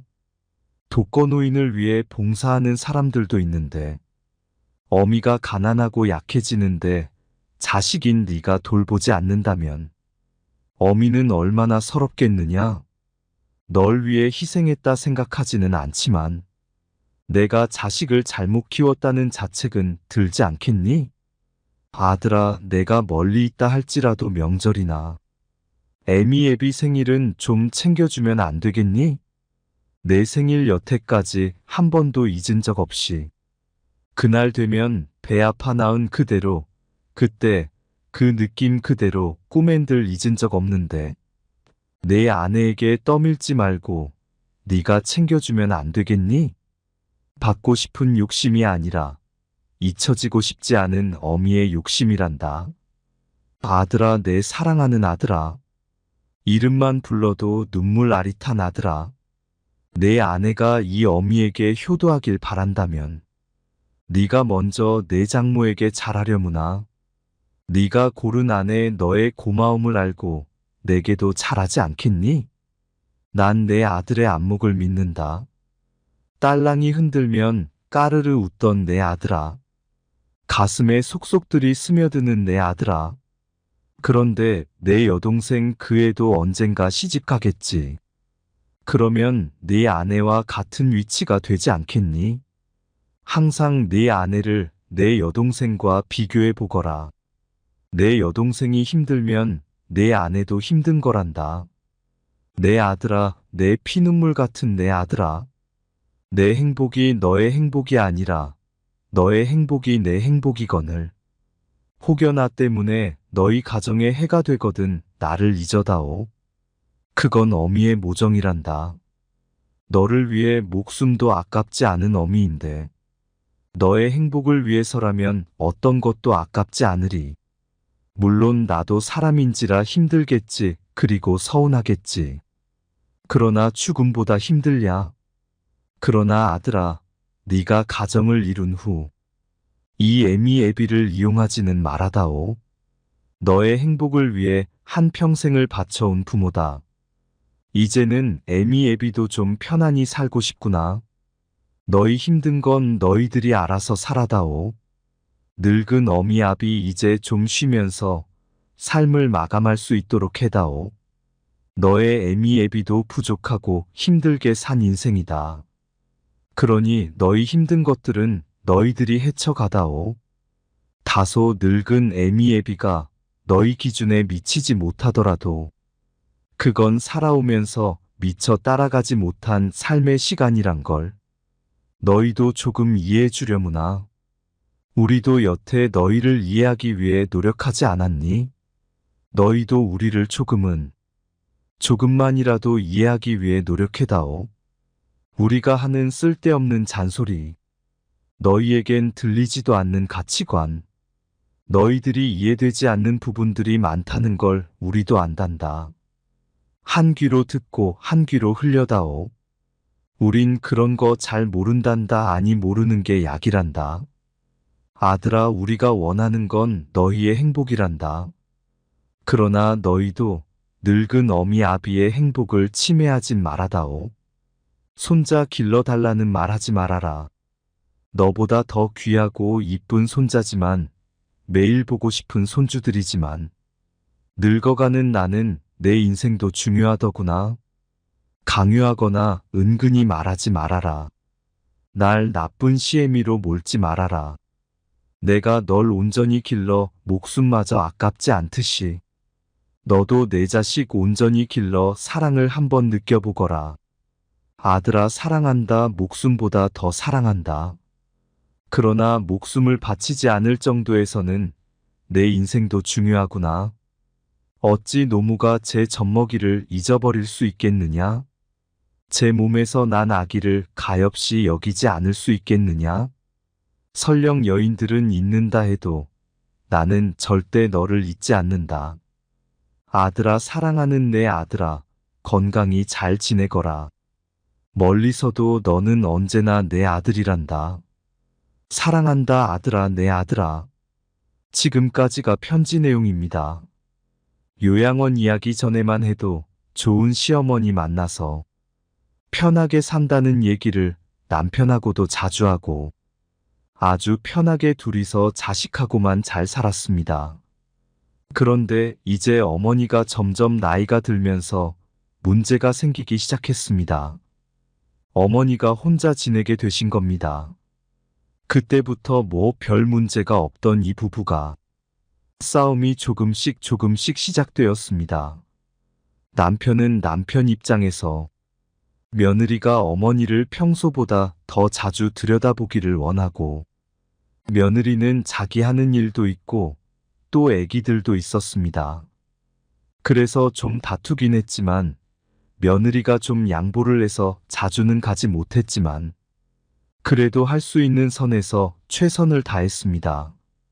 남편은 그래도 불만이 있었던 것 같은데 그래도 뭐 그럭저럭 넘어가고 있었습니다. 그런데 며느리가 몇 달 전에 일을 그만두게 되었습니다. 그리고 일을 그만두자마자 시어머니의 병환이 심해지면서 남편과 며느리의 갈등이 점점 커지기 시작했습니다. 며느리는 당연히 어머니를 요양원에 모실 생각으로 여기저기 알아보고 있었습니다. 그런데 남편이 무슨 소리냐, 집에서 모시자고 말하는 겁니다. 이젠 일도 안 하는데 당연히 집에서 모셔야 하는 것 아니냐면서요. 이게 당연한 것처럼 말하는 남편의 모습을 보고 며느리는 또 피가 거꾸로 솟는 거예요. 근데 이제 며느리가 이성의 끈을 붙잡고 마음을 추스르고 아무리 생각해 보아도 도저히 못하겠더랍니다. 애기들도 아직 어리고 일은 그만뒀지만 신경 쓸 것도 많고 하니까요. 그래서 남편에게 내가 곰곰이 생각을 해봤다. 근데 아무리 생각해도 도저히 힘들 것 같다. 이렇게 차분하게 이야기를 했습니다. 그런데도 남편은 막무가내로 그냥 무슨 소리 하는 거냐? 일도 안 하고 이제 쉬는데 당연히 집에서 모셔야 하는 것 아니냐? 이렇게 또 이야기를 했습니다. 그게 또 며느리를 미치게 만들었습니다. 그래서 그날 이후로 대판 싸우고 냉전 중인데 어떻게 해야 하나 물어봤습니다. 요즘 시대가 많이 변하고 흔히 이야기하는 고령화 시대라고 합니다. 고령화 시대에 접어들면서 주위에서 너무 많이 만나볼 수 있는 고민입니다. 60세, 65세가 지나면서 아픈 노인 환자들이 너무 많이 늘어나고 게다가 자녀들도 뭐 예전처럼 대여섯 명이 되어서 돌아가면서 어머니를 모신다던가 그런 시대가 아니고 대부분 외동딸, 외동아들 많아봤자 딸 하나, 아들 하나 이런 집들이 많다 보니 자식들이 부모님을 책임지고 케어하기도 힘든 세상이 되었습니다. 그런데 또 여전히 사고방식은 유교적인 사고방식이 남아서 어떻게 우리 어머니를 요양원에 모실 수 있겠어 이렇게 생각합니다. 저는 일단 잠시라 할지라도 어머니를 집에 모셔보는 것이 어떨까 생각이 듭니다. 요양원에 들어가서 어머니의 건강이 악화되셔서 돌아가시면 죽을 때까지 평생 남편의 원망을 듣지 않겠습니까? 너가 어머니 안 모셔서 우리 엄마가 죽었다 이러지 않겠습니까? 남편의 원망을 평생 듣고 살 자신이 있다면 그냥 안 모셔도 됩니다. 그래서 원망을 조금 덜 듣고 싶으면 일단은 잠깐이라 할지라도 잠깐 모셔보는 겁니다. 그 다음에 애기도 있고 뭐 신경 쓸 것도 많고 하니까 본인이 다 모시지 말고 요양원 보내려고 생각하면 돈 좀 쓸 생각을 한 거 아닙니까? 그 돈에서 조금 빼서 집으로 와서 도와주는 요양보호사분들이 있습니다. 그분을 몇 시간, 일주일에 며칠 이렇게 고용을 하는 겁니다. 치매 환자나 중병 환자랑 24시간 같이 있는 건 나도 힘들고 그 시어머니도 힘듭니다. 그 시어머니 입장에서도 뭐 며느리 눈칫밥 먹으면서 집에 들어오고 싶었겠습니까? 혼자 노인 대학도 다니고 친구도 만나고 그러고 사는 게 낫지. 근데 몸이 안 좋으니까 어쩔 수 없이 아들 턱 좀 보려고 하는 겁니다. 그래서 집에 모시되 요양보호사분들 오시는 날, 오시는 시간에는 밖에 나가서 바람도 쐬고 내 할 것도 하고 그렇게 지내야 합니다. 그렇게 해서 내 시간을 갖지 않고 하루 종일 환자를 보고 있으면 침대에 들어앉아 있는 이 시어머니가 점점 미워집니다. 그래서 남편이랑 깊은 이야기를 해야 합니다. 그래, 어머니 내가 모실게. 그런데 내가 하루 종일 어머니랑 붙어 있을 수는 없다. 그래서 간병인의 도움을 받겠다. 간병인이 오는 시간에는 나도 내 시간을 갖겠다. 이렇게 이야기를 해야 합니다. 부부간에는 대화가 가장 중요하니까요. 대화를 해서 풀어내야 합니다. 근데 이제 이런 이야기 없이 남편이랑 며느리가 죽기 살기로 싸우니까 엄마가 눈치가 없겠습니까? 둘이 자기 때문에 싸운다는 걸 당연히 알 것 아닙니까? 그래서 어머니가 아들에게 편지를 이렇게 적어두고 요양원으로 들어가신 겁니다.